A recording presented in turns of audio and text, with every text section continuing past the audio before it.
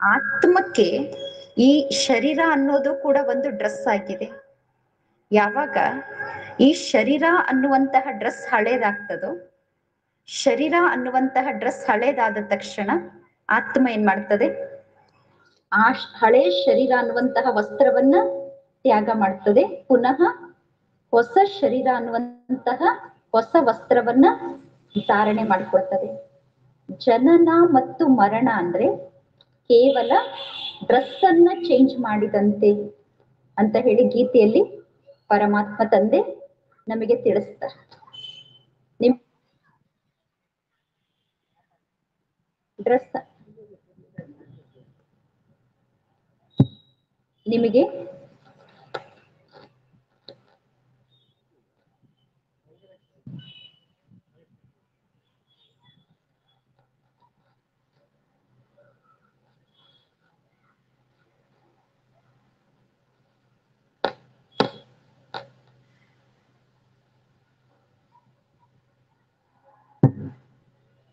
Dress ಅನ್ನ change ಮಾಡ್ಬೇಕಾದ್ರೆ ಏನಾದ್ರೂ ತೊಂದರೆ ಆಗ್ತದ?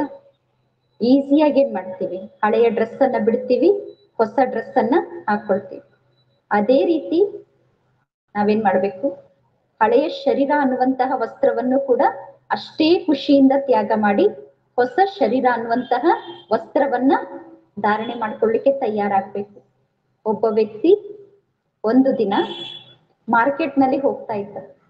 ಮಾರ್ಕೆಟ್ ನಲ್ಲಿ ಹೋಗ್ಬೇಕಾದ್ರೆ ಎದುರುಗಡೆ ಒಂದು ಸುಂದರವಾದ ಬಟ್ಟೆ ಅಂಗಡಿಯ ಶೋರೂಮ್ ಇತ್ತು. ಅಲ್ಲಿ ಹೊರಗಡೆ ಬಹಳ ಸುಂದರವಾದ ಡ್ರೆಸ್ ಅನ್ನ ಹಾಕಿದ್ರು. ಆ ಡ್ರೆಸ್ ಅನ್ನ ನೋಡಿದ ತಕ್ಷಣ ಅವನಿಗೆ ಇಷ್ಟ ಆಯ್ತು, ಅದನ್ನ ತಗೊಳ್ಬೇಕು ಅಂತ ಹೇಳಿ ಹೋದ. ಆ ಡ್ರೆಸ್ ಅನ್ನ ಖರೀದಿ ಮಾಡ್ಕೊಂಡು ಬಂದ. ಮನೆಗ್ ಬಂದು ತನ್ನ ಎಲ್ಲಾ ಸಂಬಂಧಿಗಳಿಗೂ ನಾನು ಹೊಸ ಡ್ರೆಸ್ ತಂದಿದ್ದೀನಿ, ಡ್ರೆಸ್ ಹೇಗಿದೆ ಅಂತ ಹೇಳಿ ಕೇಳ್ದ. ಅವನ ಎಲ್ಲಾ ಸಂಬಂಧಿಗಳು ಡ್ರೆಸ್ ಅನ್ನ ನೋಡಿ ಡ್ರೆಸ್ ಬಹಳ ಚೆನ್ನಾಗಿದೆ, ಬಹಳ ಚೆನ್ನಾಗಿದೆ ಅಂತ ಹೇಳಿದ್ರು. ಅವನಿಗೆ ಖುಷಿ ಆಯ್ತು. ಆದ್ರೆ ಅವ್ರ ಸಂಬಂಧಿಗಳು ಹೇಳಿದ್ರು, ಹೊಸ ಡ್ರೆಸ್ಸು ಈಗಲೇ ಉಪಯೋಗ ಮಾಡಬೇಡಿ, ಈ ಡ್ರೆಸ್ ಅನ್ನ ಹಾಗೆ ಇಡಿ, 2 ತಿಂಗಳ ನಂತರ ನಮ್ಮ ಮನೇಲಿ ಇಂಥ ಪ್ರೋಗ್ರಾಮ್ ಇದೆಯಲ್ಲ, ಆ ಟೈಮಿಗೆ ಏನ್ ಮಾಡಿ ಈ ಡ್ರೆಸ್ ಅನ್ನ ಹಾಕೊಳ್ಳಿ ಅಂತ ಹೇಳಿದ್ರು. ಅವನು ಆಯ್ತು ಅಂತ ಆ ಡ್ರೆಸ್ ಅನ್ನ ಹಾಗೆ ಗಾಡ್ರೇಜ್ ನಲ್ಲಿ ಇಟ್ಟ. 2 ತಿಂಗಳ ನಂತರ ಯಾವಾಗ ಫಂಕ್ಷನ್ ನ ದಿನ ಬಂತು, ಆ ದಿನ ಆ ಡ್ರೆಸ್ ಅನ್ನ ತೆಗೆದ ಹಾಕೊಳ್ಬೇಕು ಅಂತ ಹೇಳಿ ಅವತ್ತು ಅವ್ರ ಮನೆಗೆ ಅನೇಕ ಜನ ಗೆಸ್ಟ್ ಬಂದಿದ್ರು. ಡ್ರೆಸ್ ಹೇಗಿದೆ, ಚೆನ್ನಾಗಿದೆನಾ ಅಂತ ಅವರಿಗೆ ತೋರಿಸಿ ಕೇಳ್ದ, ಈ ಡ್ರೆಸ್ ಚೆನ್ನಾಗಿದೆನಾ ಅಂತ. ಎಲ್ರು ಚೆನ್ನಾಗಿದೆ ಚೆನ್ನಾಗಿದೆ ಅಂದ್ರು. ಯಾರೋ ಒಬ್ರು ಈ ಡ್ರೆಸ್ ನ ಕಲರ್ ಚೆನ್ನಾಗಿಲ್ಲ, ಏನ್ ಮಾಡೋಣ, ಎಕ್ಸ್ಚೇಂಜ್ ಮಾಡ್ಕೊಂಡು ಬರೋಣ, ಬೇರೆ ಕಲರ್ ಡ್ರೆಸ್ ಅನ್ನ ತಗೊಂಡ್ ಬರೋಣ, ಬಾ ಹೋಗೋಣ ಅಂತ ಅಂದ್ರು. ಅದಕ್ಕೆ ಅವನ್ ಆಯ್ತು ಅಂತ ಅವ್ರ ಜೊತೆಗೆ ಏನ್ ಮಾಡ್ದ, ಬೇರೆ ಡ್ರೆಸ್ ಅನ್ನ ತರ್ಲಿಕ್ಕೋಸ್ಕರ ಪುನಃ ಆ ಡ್ರೆಸ್ ಅನ್ನ ಎಕ್ಸ್ಚೇಂಜ್ ಮಾಡ್ಲಿಕ್ಕೆ ಅಂಗಡಿಗೆ ಹೋದ. ಹೇಳ್ದ, ನಾನು ಈ ಡ್ರೆಸ್ ಅನ್ನ ತಗೊಂಡು ಹೋಗಿ 2 ತಿಂಗಳಾಗಿದೆ, ತಗೊಂಡೋಗಿ ಬರೀ ಗಾಡ್ರೇಜ್ ನಲ್ಲಿ ಇಟ್ಟಿದ್ದೀನಿ, ಹೊಸದೇ, ನಾನು ಬಳಸಿಲ್ಲ, ಇದನ್ನ ಎಕ್ಸ್ಚೇಂಜ್ ಮಾಡಿ ಕೊಡಿ ಅಂತ. ಅದಕ್ಕೆ ಅಂಗಡಿಯ ಮಾಲೀಕ ಹೇಳ್ತಾನೆ, ನೀನ್ ಬಳಸ್ತಿರಬಹುದು, ಬಳಸ್ತೇ ಇರಬಹುದು, ಈಗಾಗ್ಲೇ ಇದನ್ನ ತಗೊಂಡು ಹೋಗಿ 2 ತಿಂಗಳಾಗಿದೆ ಅಂದ್ಮೇಲೆ ನಮ್ಮ ದೃಷ್ಟಿಯಲ್ಲಿ ಇದು 2 ತಿಂಗಳು ಹಳೆ ಡ್ರೆಸ್ಸು. ಈ ಹಳೆ ಡ್ರೆಸ್ ಅನ್ನ ನಾವೇನ್ ಮಾಡ್ಲಿಕ್ಕಾಗಲ್ಲ, ವಾಪಸ್ ತಗೊಳ್ಲಿಕ್ಕಾಗಲ್ಲ ಅಂತ. ಅದಕ್ಕೆ ಅವನೇನ್ ಮಾಡ್ದ, ಪುನಃ ಅದೇ ಡ್ರೆಸ್ ಅನ್ನ ವಾಪಸ್ ತಗೊಂಡ್ ಬಂದ. ಫಂಕ್ಷನ್ ದಿನ ಹಾಕೊಂಡ. ಎಲ್ರೂ ಡ್ರೆಸ್ ಚೆನ್ನಾಗಿದೆ ಚೆನ್ನಾಗಿದೆ ಅಂದ್ರು. ಅವನಿಗೂ ಖುಷಿ ಆಯ್ತು. ಎಷ್ಟು ದಿನ ಆ ಡ್ರೆಸ್ ಹೊಸ ಡ್ರೆಸ್ ಆಗಿರ್ತದೆ, ದಿನ ಆ ಡ್ರೆಸ್ ಅನ್ನ ಬಳಸ್ತಾ ಇದ್ದ. ಒಂದು 15 ದಿನ ಹೊಸ ಡ್ರೆಸ್ ಅನ್ಕೊಂಡ, 1 ತಿಂಗಳು 2 ತಿಂಗಳವರೆಗೆ ಹೊಸ ಡ್ರೆಸ್ ಅನ್ಕೊಂಡ. ಬಳಸ್ತಾ ಬಳಸ್ತಾ ಒಂದು ಇಂತಹ ದಿನ ಬಂತು, ಒಂದು 6 ತಿಂಗಳು ವರ್ಷ ಆದ ತಕ್ಷಣ ಏನ್ ಹೇಳಿ ಸ್ಟಾರ್ಟ್ ಮಾಡ್ದ, ಡ್ರೆಸ್ ಹಳೇದು ಹಳೇದು. ಮತ್ತು ಬಳಸ್ತಾ ಬಳಸ್ತಾ ಆ ಡ್ರೆಸ್ ಸ್ವಲ್ಪ ಸ್ವಲ್ಪ ಹರಿಲಿಕ್ಕೆ ಸ್ಟಾರ್ಟ್ ಆಯ್ತು. ಯಾವಾಗ ಡ್ರೆಸ್ ಹರಿಲಿಕ್ಕೆ ಸ್ಟಾರ್ಟ್ ಆಯ್ತು, ಆಗ ಆ ವ್ಯಕ್ತಿ ಆ ಡ್ರೆಸ್ಗೆ ಹೊಲಿಗೆಯನ್ನ ಹಾಕಿ, ಸ್ಟಿಚಸ್ ಅನ್ನ ಹಾಕಿ ಮತ್ತೆ ಮತ್ತೆ ಬಳಸ್ತಾ ಇದ್ದ. ಈ ರೀತಿ ಸ್ಟಿಚಸ್ ಅನ್ನ ಹಾಕಿ ಹಾಕಿ ಒಂದು ಡ್ರೆಸ್ ಅನ್ನ ಎಷ್ಟು ದಿನ ಅಂತ ಬಳಸ್ಬೋದು, ಎಷ್ಟು ದಿನ ಬಳಸ್ಬೋದು? ಸ್ಟಿಚಸ್ ಹಾಕಿ ಎಷ್ಟು ದಿನ ಬಳಸ್ಬೋದು? ಬಳಸ್ತಾ ಬಳಸ್ತಾ ಒಂದಿಂತ ದಿನ ಬಂತು, ಆ ಡ್ರೆಸ್ ಬಳಸ್ಲಿಕ್ಕೆ ಯೋಗ್ಯ ಇಲ್ಲ ಅಂತ ಹೇಳಿ ಅವನಿಗೆ ಗೊತ್ತಾಯ್ತು. ಯಾವಾಗ ಡ್ರೆಸ್ ಬಳಸ್ಲಿಕ್ಕೆ ಯೋಗ್ಯ ಇಲ್ಲ ಅಂತ ಗೊತ್ತಾಯ್ತು, ಆಗ ಹಳೆ ಡ್ರೆಸ್ ಅನ್ನ ಬಿಟ್ಟ, ಪುನಃ ಹೊಸ ಡ್ರೆಸ್ ಅನ್ನ ಹಾಕೊಂಡ. ಅದೇ ರೀತಿ ಚೇತನ ಶಕ್ತಿ ಆತ್ಮರಾದ ನಾವು ಕೂಡ ಮೊದಲು ತಾಯಿಯ ಗರ್ಭದಲ್ಲಿ ಪ್ರವೇಶವನ್ನ ಮಾಡ್ತೀವಿ. ತಾಯಿಯ ಗರ್ಭದಲ್ಲಿ ಆತ್ಮಕ್ಕೆ ಒಂದು ಸಣ್ಣ ಮಗುವಿನ ಶರೀರ ಸಿಗ್ತದೆ. ಆ ಶರೀರದಲ್ಲಿ ಆತ್ಮ ಪ್ರವೇಶವನ್ನ ಮಾಡ್ತದೆ. ಆಗ ಆ ಡ್ರೆಸ್ಸು ಎಷ್ಟು ಹೊಸದು, ತಾಯಿಯ ಗರ್ಭದಲ್ಲಿ ಆತ್ಮಕ್ಕೆ ಸಿಕ್ಕಂತಹ ಡ್ರೆಸ್ಸು ಎಷ್ಟು ಹೊಸದು ಅಂದ್ರೆ, ಮಾರ್ಕೆಟ್ ನಲ್ಲಿ ಇದ್ದಂತಹ ಡ್ರೆಸ್ ಅನ್ನ ತಂದು ಅವನು ಗಾಡ್ರೇಜ್ ನಲ್ಲಿ ಇಟ್ಟಾಗ ಎಷ್ಟು ಹೊಸದಿತ್ತೋ, ತಾಯಿಯ ಗರ್ಭ ಕೂಡ ಏನಾಗಿದೆ, ತಾಯಿಯ ಗರ್ಭದಲ್ಲಿರೋ ಶರೀರ ಆತ್ಮಕ್ಕೆ ಅಷ್ಟೇ ಹೊಸ ಡ್ರೆಸ್ ಆಗಿದೆ. ಅದನ್ನ ಹೊಸದು ಅಂತ ತಿಳ್ಕೊಂಡು ಅವನೇನ್ ಮಾಡ್ತಾನೆ, 2 ತಿಂಗಳು ಹೇಗೆ ಗಾಡ್ರೇಜ್ ನಲ್ಲಿ ಇಟ್ಟಿದ್ನೋ ಹಾಗೆ ಆತ್ಮ ಏನ್ ಮಾಡ್ತದೆ, ತಾಯಿಯ ಗರ್ಭದಲ್ಲಿ ಕೆಲವು ತಿಂಗಳವರೆಗೂ ಶರೀರದಲ್ಲಿ ಅಲ್ಲೇ ಇರ್ತದೆ. ಅಲ್ಲಿಯವರೆಗೂ ಗಾಡ್ರೇಜ್ ನಲ್ಲಿ ಡ್ರೆಸ್ ಅನ್ನ ಇಟ್ಟಂತೆ. ನಂತರ ಒಂದು ದಿನ ಜನ್ಮವನ್ನ ಪಡ್ಕೊಳ್ತಾರೆ. ಜನ್ಮ ಪಡ್ಕೊಂಡಾಗ ಆ ವ್ಯಕ್ತಿ ಗಾಡ್ರೇಜ್ ಇಂದ ಡ್ರೆಸ್ ಅನ್ನ ತಗೊಂಡು ಹಾಕೊಂಡಂತೆ. ಅವನ ಡ್ರೆಸ್ ಅನ್ನ ತಗೊಂಡು ಮಾರ್ಕೆಟಿಗೆ ಹೋಗಿದ್ದ ಎಕ್ಸ್ಚೇಂಜ್ ಮಾಡ್ಲಿಕ್ಕೆ. ಆದ್ರೆ ಅವ್ರು ಏನ್ ಹೇಳಿದ್ರು, ಇದು ಹೊಸದಲ್ಲ ಹಳೇದು ಅಂತ. ಹಾಗೆ ನಾವು ಜನ್ಮವನ್ನ ಪಡ್ಕೊಂಡಾಗ ನಮ್ಮ ಪಾಲಿಗೆ ಈ ಶರೀರ ಅನ್ನೋ ಡ್ರೆಸ್ ಏನಾಗಿದೆ, ಹೊಸ ಡ್ರೆಸ್. ನಮ್ಮ ದೃಷ್ಟಿಯಲ್ಲಿ ಶರೀರ ಹೊಸ ಡ್ರೆಸ್. ಆದ್ರೆ ಅಂಗಡಿಯವನೇನ್ ಹೇಳ್ದ, 2 ತಿಂಗಳು ಹಳೇದು. ಹಾಗೆ ಆಲ್ರೆಡಿ ಆತ್ಮ ಕೆಲವು ತಿಂಗಳವರೆಗೆ ತಾಯಿಯ ಗರ್ಭದಲ್ಲಿ ಇತ್ತು ಅಂದ್ಮೇಲೆ ಶರೀರ ಏನಾಗಿದೆ, ಅಷ್ಟು ತಿಂಗಳು ಹಳೇದೆ, ಅದು ಹೊಸದಲ್ಲ, 4-5 ತಿಂಗಳು ಹಳೇದೆ ಅಂದ್ಮೇಲೆ ಆತ್ಮಕ್ಕೆ ಶರೀರ ಏನಾಗಿರ್ತದೆ, ಜನ್ಮ ಪಡ್ಕೊಂಡ ನಂತರನು ಆತ್ಮದ ದೃಷ್ಟಿಯಲ್ಲಿ ಶರೀರ ಹೊಸ ಡ್ರೆಸ್ಸೇ ಆಗಿರ್ತದೆ. ನಂತರ ನಾವು ಬಾಲಕರಾಗ್ತೀವಿ, ಯುವಕರಾಗ್ತೀವಿ, ವೃದ್ಧರಾಗ್ತೀವಿ. ಈ ರೀತಿ ಆಗಬೇಕಾದ್ರೆ ಈ ಶರೀರಕ್ಕೂ ಕೂಡ ಮಧ್ಯ ಮಧ್ಯದಲ್ಲಿ ಕೆಲವೊಂದು ಕಾಯಿಲೆಗಳು ಬರ್ತವೆ. ಶರೀರಕ್ಕೆ ಕಾಯಿಲೆ ಬಂದಾಗ ಮೆಡಿಸನ್ ತಗೊಳ್ತೀರಾ, ಶರೀರವನ್ನ ರಿಪೇರಿ ಮಾಡಿ ನಡೆಸ್ತಾ ಇರ್ತೀರ. ಕೆಲವೊಮ್ಮೆ ದೊಡ್ಡ ಕಾಯಿಲೆ ಬಂದಾಗ ಆಪರೇಷನ್ ಮಾಡ್ತಾರೆ. ಆಪರೇಷನ್ ಮಾಡಿದಾಗ ಈ ಶರೀರ ಅನ್ನೋ ಡ್ರೆಸ್ಸಿಗೂ ಹೊಲಿಗೆ ಹಾಕ್ತಾರೆ, ಸ್ಟಿಚಸ್ ಹಾಕ್ತಾರೆ. ಹೇಗೆ ಆ ಡ್ರೆಸ್ ಹರಿದಾಗ ನೀವೇನ್ ಮಾಡಿದ್ರಿ, ಆ ಡ್ರೆಸ್ಸಿಗೆ ಹೊಲಿಗೆ ಹಾಕಿ ಆ ಡ್ರೆಸ್ ಅನ್ನ ಬಳಸಿದ್ರು, ಅದೇ ರೀತಿ ಈ ಶರೀರ ಅನ್ನೋ ಡ್ರೆಸ್ಸಿಗೂ ನಾವೇನ್ ಮಾಡ್ತೀವಿ, ಸ್ಟಿಚಸ್ ಅನ್ನ ಹಾಕಿ ಹಾಕಿ ಈ ಶರೀರ ಅನ್ನೋ ಡ್ರೆಸ್ ಅನ್ನ ಬಳಸ್ತೀವಿ. ಆ ಡ್ರೆಸ್ ಅನ್ನ ಎಷ್ಟು ಸರಿ ಹೊಲಿಗೆ ಹಾಕಿ ಬಳಸ್ಬೋದು, ಆ ಡ್ರೆಸ್ ಅನ್ನ ಎಷ್ಟು ದಿನ ಬಳಸ್ಬೋದು. ಬಳಸ್ತಾ ಬಳಸ್ತಾ ನಾವು ಹಾಕೊಳ್ಳುವಂತಹ ಡ್ರೆಸ್ ಒಂದು ದಿನ ಹೇಗಾಗ್ತದೆ ಅಂದ್ರೆ, ಅದು ಬಳಸ್ಲಿಕ್ಕೆ ಯೋಗ್ಯನೇ ಇಲ್ಲ ಅನ್ನೋ ಸ್ಥಿತಿಯನ್ನ ತಲುಪಿದಾಗ ನಾವೇನ್ ಮಾಡ್ಬೇಕಾಗ್ತದೆ, ಆ ಡ್ರೆಸ್ ಅನ್ನ ಬಿಟ್ಟು ಪುನಃ ಹೊಸ ಡ್ರೆಸ್ ಅನ್ನ ಹಾಕೊಳ್ಬೇಕಾಗ್ತದೆ. ಅದೇ ರೀತಿ ಈ ಶರೀರ ಅನ್ನುವಂತಹ ವಸ್ತ್ರವನ್ನು ಕೂಡ ಬಳಸ್ತಾ ಬಳಸ್ತಾ ಒಂದು ಎಂತಹ ದಿನ ಬರ್ತದೆ ಅಂದ್ರೆ, ಈ ಶರೀರ ಬಳಸ್ಲಿಕ್ಕೆ ಯೋಗ್ಯನೇ ಇಲ್ಲ, ಈ ಶರೀರ ಇನ್ಯಾವ ಕೆಲಸಕ್ಕೂ ಬರೋದಿಲ್ಲ ಅಂತ ಹೇಳಿ ಆತ್ಮಕ್ಕೆ ಅನುಭವ ಆದಾಗ ಆತ್ಮ ಏನ್ ಮಾಡ್ತದೆ, ಹಳೆಯ ಶರೀರ ಅನ್ನುವಂತಹ ವಸ್ತ್ರವನ್ನ ತ್ಯಾಗ ಮಾಡ್ತದೆ. ಪುನಃ ಏನ್ ಮಾಡ್ತದೆ, ಹೊಸ ಶರೀರ ಅನ್ನುವಂತಹ ವಸ್ತ್ರವನ್ನ ಪುನಃ ತಾಯಿಯ ಗರ್ಭದಲ್ಲಿ ಹೋಗಿ ಧಾರಣೆ ಮಾಡ್ಕೊಳ್ತದೆ. ಜನನ ಮತ್ತು ಮರಣ ಅಂದ್ರೆ ಕೇವಲ ಏನಾಗಿದೆ, ಡ್ರೆಸ್ ಅನ್ನ ಚೇಂಜ್ ಮಾಡೋದು. ನಿಮಗೆ ಯಾರಾದ್ರೂ ಬಂದು ಹೊಸ ಡ್ರೆಸ್ ಅನ್ನ ಗಿಫ್ಟ್ ಆಗಿ ಕೊಟ್ರೆ, ನೀವು ನನಗೆ ಹೊಸ ಡ್ರೆಸ್ ಇಷ್ಟ ಇಲ್ಲ, ನನಗೆ ಹಳೆ ಡ್ರೆಸ್ಸೇ ಬಹಳ ಇಷ್ಟ, ನಾನು ಹೊಸ ಡ್ರೆಸ್ ಹಾಕೊಳ್ಳೋದಿಲ್ಲ, ನನಗೆ ಹಳೇದೇ ಪರವಾಗಿಲ್ಲ, ನೀವು ಕೊಡಬೇಡಿ ಅಂತ ಹೇಳ್ತಿರೋ, ಅಥವಾ ಹೊಸ ಡ್ರೆಸ್ ಅನ್ನ ಖುಷಿ ಖುಷಿಯಿಂದ ಹಾಕೊಳ್ತಿರೋ? ಏನ್ ಮಾಡ್ತೀರಿ? ಯಾರಾದ್ರೂ ಹೊಸ ಡ್ರೆಸ್ ಕೊಟ್ರೆ ಖುಷಿ ಖುಷಿಯಿಂದ ಹಳೇದನ್ನ ಬಿಟ್ಟು ಹೊಸ ಡ್ರೆಸ್ ಅನ್ನ ಹಾಕೊಳ್ತೀರಾ ಅಂದ್ಮೇಲೆ, ಈ ಶರೀರ ಅನ್ನೋ ಡ್ರೆಸ್ಸು ಕೂಡ ಹಳೇದಾದಾಗ, ರೋಗಿ ಶರೀರ ಆದಾಗ, ಈ ಶರೀರ ಅನ್ನೋ ಡ್ರೆಸ್ ಅನ್ನ ನಾವು ತ್ಯಾಗ ಮಾಡಿದ್ರೆ ನಮಗೆ ಇನ್ನೊಂದು ಹೊಸ ಶರೀರ ಅನ್ನುವಂತಹ ಹೊಸ ಡ್ರೆಸ್ ಸಿಗ್ತದೆ ಅನ್ನೋದು ಗೊತ್ತಿದ್ರೂ ಕೂಡ ಶರೀರವನ್ನ ತ್ಯಾಗ ಮಾಡ್ಬೇಕು ಅಂದ್ರೆ ದುಃಖ ಪಡ್ತಾರೋ ಖುಷಿ ಪಡ್ತಾರೋ? ಎಂತಹ ಬೆಡ್ ಪೇಷಂಟ್ ಆಗಿ ಮಲಗಿರೋ ವ್ಯಕ್ತಿ ಕೂಡ ಶರೀರವನ್ನ ಬಿಡಬೇಕು ಅಂದ್ರೆ ಏನ್ ಮಾಡ್ತಾರೆ, ದುಃಖ ಪಡ್ತಾರೆ. ಯಾಕೆ ದುಃಖ ಪಡ್ತಾರೆ ಅಂದ್ರೆ, ಆತ್ಮ ಜ್ಞಾನದ ಕೊರತೆ. ಆತ್ಮ ಅವಿನಾಶಿಯಾಗಿದೆ, ಆತ್ಮ ಪುನಃ ಪುನಃ ಜನನ ಮರಣದ ಚಕ್ರದಲ್ಲಿ ಬರ್ತದೆ. ಶರೀರದ ಅಂತ್ಯ ಆದ್ರೂ ಕೂಡ ಎಂದೂ ಆತ್ಮದ ಅಂತ್ಯ ಆಗ್ಲಿಕ್ಕೆ ಸಾಧ್ಯನೇ ಇಲ್ಲ ಅನ್ನೋ ಜ್ಞಾನದ ಕೊರತೆ. ಅವಿನಾಶಿ ಆತ್ಮ ಏನ್ ಮಾಡ್ತಾ ಇರ್ತದೆ, ಪುನಃ ಪುನಃ ಜನನ ಮರಣದ ಚಕ್ರದಲ್ಲಿ ಬರ್ತದೆ. ಈ ಜನನ ಮರಣದ ಚಕ್ರದಲ್ಲಿ ಬರ್ಬೇಕಾದ್ರೆ ಏನ್ ತಗೊಂಡ್ ಹೋಗ್ತೀವಿ, ಏನ್ ತಗೊಂಡ್ ಹೋಗ್ತೀವಿ? ಬರ್ಬೇಕಾದ್ರೆ ಏನ್ ತಗೊಂಡ್ ಬಂದಿದ್ವಿ, ಹೋಗ್ಬೇಕಾದ್ರೆ ಏನ್ ತಗೊಂಡ್ ಹೋಗ್ತೀವಿ? ನಾವೇನು ತಗೊಂಡು ಬಂದಿಲ್ಲ, ಏನು ತಗೊಂಡು ಹೋಗೋದಿಲ್ಲ. ಆದ್ರೆ ಆತ್ಮ ಬರ್ಬೇಕಾದ್ರೂ 3 ಶಕ್ತಿಗಳ ಜೊತೆಗೆ ಈ ಸೃಷ್ಟಿಗೆ ಬರ್ತದೆ. ವಾಪಸ್ ಹೋಗ್ಬೇಕಾದ್ರೂ ಆತ್ಮದಲ್ಲಿ ಏನಿರ್ತದೆ? 3 ಅದ್ಭುತ ಶಕ್ತಿಗಳು ಇರ್ತದೆ. ಅದರಲ್ಲಿ ಮೊದಲನೇದು ಮನಸ್ಸು, ಎರಡನೇದು ಬುದ್ಧಿಶಕ್ತಿ, ಮೂರನೇದು ಸಂಸ್ಕಾರ. ನಿನ್ನೆ ದಿನ ನಾವು ಮನಸ್ಸಿನ ಬಗ್ಗೆ ತಿಳ್ಕೊಳ್ತಾ ಇದ್ವಿ. ವರ್ತಮಾನ ಸಮಯದಲ್ಲಿ ನಮ್ಮೆಲ್ಲರ ಮನಸ್ಸು ಏನಾಗಿದೆ?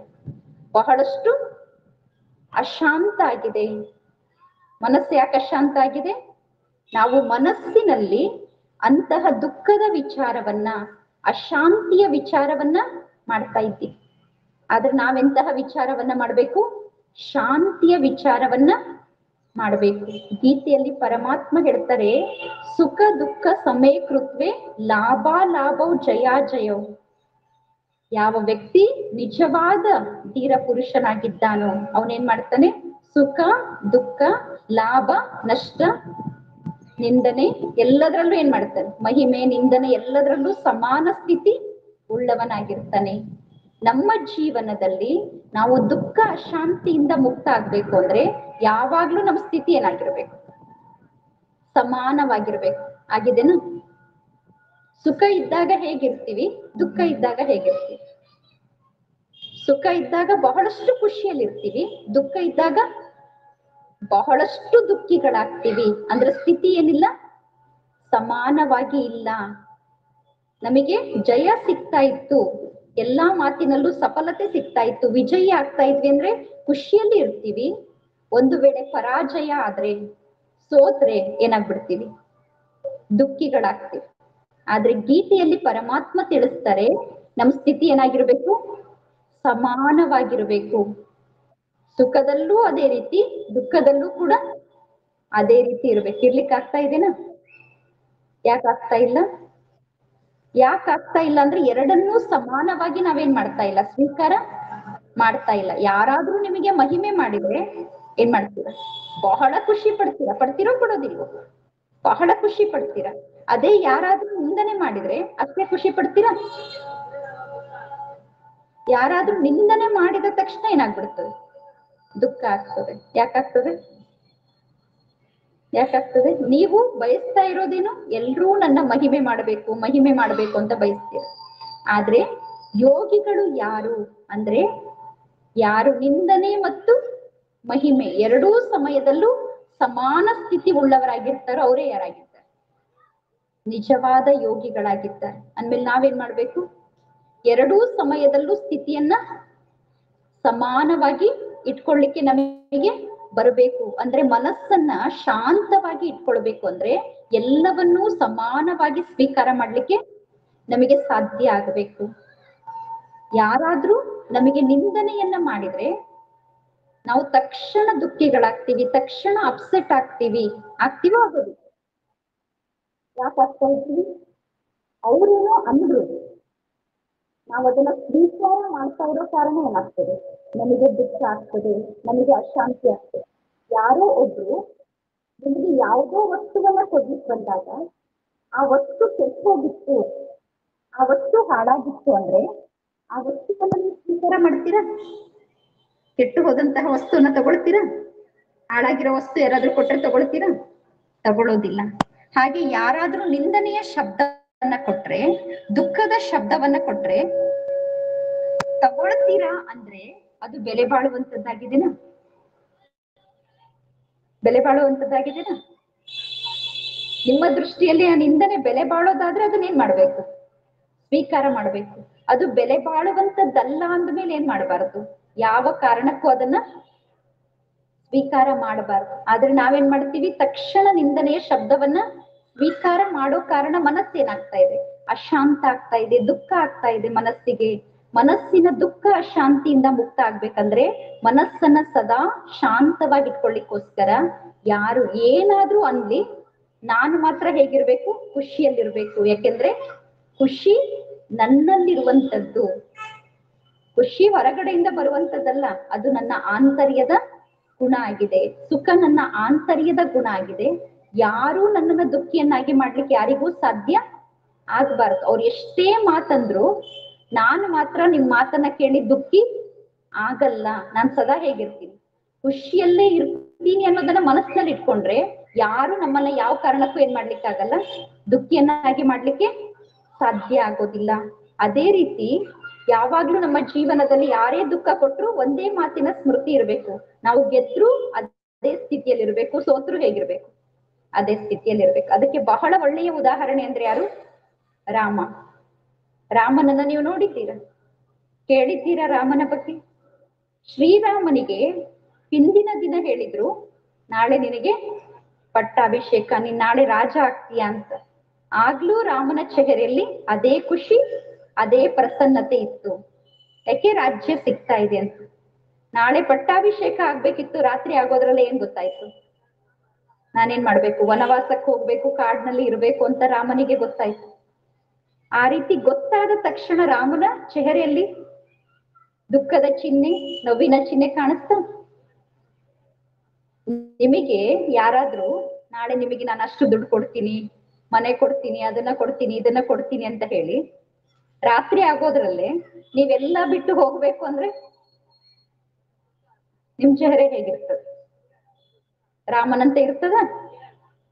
ತಕ್ಷಣ ಏನಾಗ್ಬಿಡ್ತೀವಿ ನಾವು, ಏನಾದ್ರೂ ಒಂದು ಸಣ್ಣ ವಸ್ತುವನ್ನ ಯಾರಾದ್ರೂ ಕಿತ್ಕೊಂಡ್ರು ಸಾಕು ಎಷ್ಟು ದುಃಖಿಗಳಾಗ್ತೀರ. ಬಹಳ ದೊಡ್ಡ ವಸ್ತು ಬೇಡ, ಒಂದು ಸಣ್ಣ ಮೊಬೈಲ್, ಆ ಮೊಬೈಲ್ ಅನ್ನ ಯಾರಾದ್ರೂ ತಗೊಂಡ್ರು ಸಾಕು ನಮ್ ಸ್ಥಿತಿನೇ ಏನಾಗ್ಬಿಡ್ತದೆ, ಏರು. ಅದು ಸಣ್ಣ ಮೊಬೈಲ್, ಇನ್ನು ದೊಡ್ಡ ದೊಡ್ಡ ವಸ್ತುಗಳು ಬಹಳಷ್ಟು ಇದ್ದಾವ ಮನೆಯಲ್ಲಿ, ಇದೇನೋ ಇದು. ಅದನ್ನೆಲ್ಲ ನಾವು ಕಳ್ಕೊಂಡ್ರೆ ನಮ್ ಚೆಹರೆ ಚೇಂಜ್ ಆಗ್ಬಿಡ್ತದೆ, ನಾವು ದುಃಖಿಗಳಾಗ್ತೀವಿ. ಅಂದ್ರೆ ಸ್ಥಿತಿ ಹೇಗಿರ್ಬೇಕು? ರಾಮನಂತೆ ಇರ್ಬೇಕು, ಶ್ರೀಕೃಷ್ಣನಂತೆ ನಮ್ಮ ಸ್ಥಿತಿ ಇರ್ಬೇಕು. ಅವರೆಲ್ಲರೂ ಹೇಗಿದ್ರು? ಎಲ್ಲಾ ಸಮಯ ಎಂತಹ ಪರಿಸ್ಥಿತಿ ಬಂದ್ರು ಹೇಗಿದ್ರು? ಸಮಾನ ಸ್ಥಿತಿಯಲ್ಲಿ. ನೀವು ಪಾಂಡವರ ಬಗ್ಗೆ ಕೇಳಿದ್ದೀರಾ? ಪಾಂಡವರನ್ನ ಅನೇಕ ಬಾರಿ ಏನ್ ಮಾಡಿದ್ರು? ರಾಜ್ಯದಿಂದ ಕಾಡಿಗೆ ಕಳಿಸಿದ್ರು. ಆದ್ರೆ ಅವರು ವನವಾಸಕ್ಕೆ ಹೋದ್ರು, ಅಜ್ಞಾತವಾಸಕ್ಕೆ ಹೋದ್ರು, ಹೇಗಿದ್ರು? ಖುಷಿಯಲ್ಲೇ ಇದ್ರು, ಅವರು ದುಃಖಿಗಳು ಆಗಿರ್ಲಿಲ್ಲ. ಹಾಗೆ ನಮ್ಮ ಸ್ಥಿತಿ ಕೂಡ ಎಲ್ಲಾ ಸಮಯದಲ್ಲೂ ಏನಾಗಿರ್ಬೇಕು? ಏಕರಸವಾಗಿ ಇರಬೇಕು. ಇದೇ ಜೀವನವನ್ನು ನಡೆಸುವಂತಹ ನಿಜವಾದ ಕಲೆ, ಬದುಕುವಂತಹ ಕಲೆ. ಅಂದ್ರೆ ಸುಖ ದುಃಖ, ಲಾಭ ನಷ್ಟ ಎಲ್ಲಾ ಸಮಯದಲ್ಲೂ ಸಮಾನ ಸ್ಥಿತಿಯನ್ನ ಇಟ್ಕೊಳ್ಳೋದೇನಾಗಿದೆ? ನಿಜವಾದ ಬದುಕುವಂತಹ ಕಲೆಯಾಗಿದೆ. ಯಾರು ಇದನ್ನ ಕಲಿತಾರೋ ಅವರೇ ಜೀವನದಲ್ಲಿ ಸಫಲತೆಯನ್ನ ಪಡ್ಕೊಂಡಂತೆ, ಅವರೇ ಜೀವನದಲ್ಲಿ ವಿಜಯಿಗಳು ಆದಂತೆ. ಅಂತಹ ವಿಜಯ ನಮಗೆ ಸಿಕ್ಕಿದೆನಾ? ಇವತ್ತು ಮನಸ್ಸು ಯಾಕೆ ಅಶಾಂತ ಆಗ್ತಾ ಇದೆ, ಯಾಕೆ ದುಃಖ ಆಗ್ತಿದೆ ಅಂದ್ರೆ ನಾವು ಅನ್ಕೊಂಡಂಗೆ ಆಗ್ತಾ ಇಲ್ಲ. ನಾವು ಅನ್ಕೊಂಡಂಗೆ ಆಗದೆ ಇದ್ದಾಗ ಮನಸ್ಸು ಬಹಳಷ್ಟು ವಿಚಲಿತ ಆಗ್ತದೆ. ಆ ರೀತಿ ಆಗಬಾರ್ದು ಅಂದ್ರೆ ಎಲ್ಲಾ ಸಮಯದಲ್ಲೂ ಸ್ಥಿತಿಯನ್ನ ಸಮಾನವಾಗಿ ಇಟ್ಕೊಳ್ಳುವಂತಹ ಅಭ್ಯಾಸವನ್ನ ಮಾಡ್ಬೇಕು. ಮನಸ್ಸು ಏನ್ ಮಾಡ್ತದೆ? ವಿಚಾರವನ್ನ ಮಾಡ್ತದೆ. ಅದರಲ್ಲಿ ಒಳ್ಳೆ ವಿಚಾರನೂ ನಡೀತದೆ ಮತ್ತು ಕೆಟ್ಟ ವಿಚಾರ ಕೂಡ ನಡೀತದೆ. ವಿಚಾರ ಮಾಡೋದು ಮನಸ್ಸಿನ ಕೆಲಸ. ಮನಸ್ಸಿನಲ್ಲಿ ಒಳ್ಳೆಯದು ಮತ್ತು ಕೆಟ್ಟ ವಿಚಾರ ನಡೆದ ತಕ್ಷಣ ಆತ್ಮದ ಎರಡನೇ ಶಕ್ತಿ ಅಂದ್ರೆ ಬುದ್ಧಿ ಶಕ್ತಿಯಾಗಿದೆ. ವಿಚಾರ ಮಾಡಿದ ನಂತರ ನಾವು ಏನನ್ನ ಮಾಡಬೇಕು, ಏನನ್ನ ಮಾಡಬಾರ್ದು ಅಂತ ಹೇಳಿ ಏನ್ ಮಾಡ್ತೀವಿ? ಬುದ್ಧಿಯ ಮೂಲಕ ನಿರ್ಣಯವನ್ನ ತೆಗೆದುಕೊಳ್ತೀವಿ. ಬುದ್ಧಿ ಏನ್ ಮಾಡ್ತದೆ? ನಿರ್ಣಯವನ್ನ ಕೊಡ್ತದೆ. ನಾನು ಏನ್ ಮಾಡ್ಬೇಕು, ಏನ್ ಮಾಡಬಾರ್ದು ಅಂತ ಹೇಳಿ ಬುದ್ಧಿಯ ಮೂಲಕ ನಿರ್ಣಯವನ್ನ ನಾವು ತೆಗೆದುಕೊಳ್ತೀವಿ. ನಿರ್ಣಯ ತೆಗೆದುಕೊಳ್ಳುವಂತಹ ಶಕ್ತಿಗೆ ಬುದ್ಧಿ ಶಕ್ತಿ ಅಂತ ಕರಿತೀವಿ. ಬುದ್ಧಿ ಶಕ್ತಿಗೆ ಇನ್ನೂ ಅನೇಕ ಹೆಸರುಗಳು ಇದೆ. ಬುದ್ಧಿಗೆ ಅಂತರ್ಚಕ್ಷು ಅಂತ ಹೇಳಿ ಕರೆಯಲಾಗ್ತದೆ. ಬುದ್ಧಿಗೆ ದಿವ್ಯ ನೇತ್ರ ಅಂತ ಹೇಳಿ ಕರೆಯಲಾಗ್ತದೆ. ಬುದ್ಧಿಗೆ ವಿವೇಕ ಅಂತ ಹೇಳಿ ಕರೆಯಲಾಗ್ತದೆ. ಇವತ್ತು ನಾವೆಲ್ಲರೂ ಪ್ರತಿದಿನ ಪರಮಾತ್ಮ ತಂದೆ ಎದುರುಗಡೆ ನಿಂತ್ಕೊಂಡು, ಪರಮಾತ್ಮ ನನಗೆ ಬುದ್ಧಿಯನ್ನ ಕೊಡಿ, ನನ್ನ ಮಕ್ಕಳಿಗೆ ಬುದ್ಧಿಯನ್ನ ಕೊಡಿ, ನನ್ನ ಪರಿವಾರದವರಿಗೆ ಬುದ್ಧಿಯನ್ನ ಕೊಡಿ, ಅವ್ರಿಗೆ ಬುದ್ಧಿ ಕೊಡಿ, ಇವ್ರಿಗೆ ಬುದ್ಧಿ ಕೊಡಿ ಅಂತ ನಾವೇನ್ ಮಾಡ್ತಾ ಇರ್ತೀವಿ? ಪರಮಾತ್ಮ ತಂದೆಯನ್ನ ಬೇಡ್ಕೊಳ್ತಾ ಇರ್ತೀವಿ, ಬುದ್ಧಿ ಕೊಡಿ ಬುದ್ಧಿ ಕೊಡಿ ಅಂತ ಬೇಡ್ಕೊಳ್ತಾ ಇರ್ತೀವಿ. ಬೇಡ್ಕೊಳ್ತಾ ಇದ್ದೀವಿ ಅಂದ್ರೆ ಅರ್ಥ ಬುದ್ಧಿ ಇದೇನೋ ಇಲ್ವೋ ನಮ್ಮ ಹತ್ರ? ನಮ್ಮಲ್ಲಿ ಬುದ್ಧಿ ಇದೇನೋ ಅಥವಾ ಇಲ್ವೋ? ಇರೋ ವಸ್ತುವನ್ನ ಯಾರ ಹತ್ರನಾದ್ರೂ ಕೇಳ್ತೀವ? ಕೇಳ್ತಿದ್ದೀವಿ ಅಂದ್ರೆ ನಮ್ಮ ಹತ್ರ ಬುದ್ಧಿ ಇದೇನೋ ಇಲ್ವೋ? ಮಾತಾಡ್ಬೇಕಾದ್ರೆ ಏನ್ ಹೇಳ್ತೀವಿ? ನಮ್ಮಷ್ಟು ಬುದ್ಧಿವಂತರು ಯಾರು ಇಲ್ಲ, ನಾವು ಬಹಳ ಬುದ್ಧಿವಂತರು ಅಂತ ಜನರ ಮುಂದೆ ಹೇಳ್ತೀವಿ. ಆದ್ರೆ ಪರಮಾತ್ಮನ ಎದುರುಗಡೆ ನಿಂತ್ಕೊಂಡಾಗ ಏನ್ ಮಾಡ್ತೀವಿ? ಬುದ್ಧಿ ಕೊಡಿ ಬುದ್ಧಿ ಕೊಡಿ ಅಂತ ಬೇಡ್ಕೊಳ್ತೀವಿ. ಅಂದ್ರೆ ನಮ್ಮಲ್ಲಿ ಬುದ್ಧಿ ಇದೆನೋ ಅಥವಾ ಇಲ್ವೋ? ಇದೇನೋ ಇಲ್ಲ, ಇದೆ. ಆದ್ರೆ ಬೇಡ್ಕೊಳ್ತಿರೋದು ಯಾವ್ದನ್ನ? ಒಳ್ಳೆ ಬುದ್ಧಿಯನ್ನ ಕೊಡಿ, ಸದ್ಬುದ್ಧಿಯನ್ನ ಕೊಡಿ ಅಂತ ಬೇಡ್ಕೊಳ್ತಾ ಇದ್ದೀವಿ. ಸದ್ಬುದ್ಧಿಯನ್ನ ಕೊಡಿ ಅಂತ ಬೇಡ್ಕೊಳ್ತಾ ಇದ್ದೀವಿ ಅಂದ್ರೆ ನಮ್ ಬುದ್ಧಿ ಏನಾಗಿದೆ? ಒಳ್ಳೆ ಬುದ್ಧಿ ಕೊಡಿ ಅಂತ ಪರಮಾತ್ಮನನ್ನ ಕೇಳ್ತಿದ್ದೀವಿ ಅಂದ್ರೆ ನಮ್ ಬುದ್ಧಿ ಏನಾಗಿದೆ? ಒಳ್ಳೆ ಬುದ್ಧಿನೋ ಕೆಟ್ಟ ಬುದ್ಧಿನೋ? ಎಂತಹ ಬುದ್ಧಿ ನಮ್ ಬುದ್ಧಿ? ಇವತ್ತು ಎಲ್ಲರ ಬುದ್ಧಿನೂ ಏನಾಗಿದೆ? ಕೆಟ್ಟ ಬುದ್ಧಿ ಆಗಿದೆ, ದುರ್ಬುದ್ಧಿ ಆಗಿದೆ. ಅದಕ್ಕೆ ಎಲ್ರು ಏನ್ ಬೇಡ್ಕೊಳ್ತಾ ಇದ್ದಾರೆ? ಪರಮಾತ್ಮ ನನಗೆ ಒಳ್ಳೆಯ ಬುದ್ಧಿಯನ್ನ ಕೊಡಿ, ಸದ್ಬುದ್ಧಿಯನ್ನ ಕೊಡಿ ಅಂತ ಹೇಳಿ ಬೇಡ್ಕೊಳ್ತಾ ಇದ್ದಾರೆ. ನಾವು ಬೇಡ್ಕೊಳ್ತಾ ಇದ್ದೀವಿ ಅಂದ್ರೆ ನಮ್ಗೆ ಯಾವ್ದ್ರ ಅವಶ್ಯಕತೆ ಇದೆ? ಒಳ್ಳೆಯ ಬುದ್ಧಿ, ಸದ್ಬುದ್ಧಿಯ ಅವಶ್ಯಕತೆ ಇದೆ.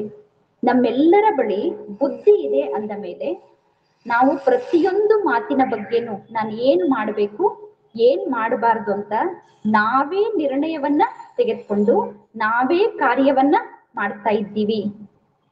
ಬುದ್ಧಿ ಯಾರ್ದು? ನಂದು. ಅಂದ್ಮೇಲೆ ನಿರ್ಣಯ ತೆಗೆದುಕೊಳ್ತಿರೋರು ಯಾರು? ನಾನು. ಕರ್ಮ ಮಾಡ್ತಿರೋದು ಯಾರು? ನಾನು. ಅಂದ್ಮೇಲೆ ನನ್ನ ಕರ್ಮಕ್ಕೂ ಜವಾಬ್ದಾರ ನಾನೇ ಆಗಿದ್ದೀನಿ. ನಿಮ್ ಮನೇಲಿ ಸಣ್ಣ ಮಕ್ಕಳಿರ್ತಾರೆ, ಆ ಮಕ್ಕಳಿಗೆ ಪ್ರತಿದಿನ ಯಾವ್ದಾದ್ರು ಒಂದು ಮಾತಿನ ಕಾರಣ ನೀವು ಬುದ್ಧಿಯನ್ನ ಹೇಳ್ತಾ ಇರ್ತೀರ. ಒಂದು ದಿನ ಬುದ್ಧಿ ಹೇಳ್ತೀರಾ, 2 ದಿನ ಬುದ್ಧಿ ಹೇಳ್ತೀರಾ, ಈ ರೀತಿ ಬಾರಿ ಬಾರಿಗೂ ಏನ್ ಮಾಡ್ತಿರ್ತೀರ?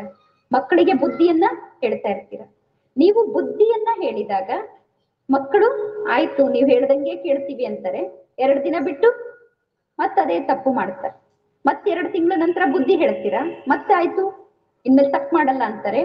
2 ತಿಂಗಳಾದ್ಮೇಲೆ ಅದೇ ತಪ್ಪನ್ನೇ ಮಾಡ್ತಾ ಇರ್ತಾರೆ. ಈ ರೀತಿ 1 ವರ್ಷ, 2 ವರ್ಷ, 3 ವರ್ಷ, ಅನೇಕ ವರ್ಷಗಳವರೆಗೂ ಏನ್ ಮಾಡ್ತೀವಿ? ಮಕ್ಕಳಿಗೆ ಬುದ್ಧಿಯನ್ನ ಹೇಳ್ತಾನೆ ಇರ್ತೀರಾ.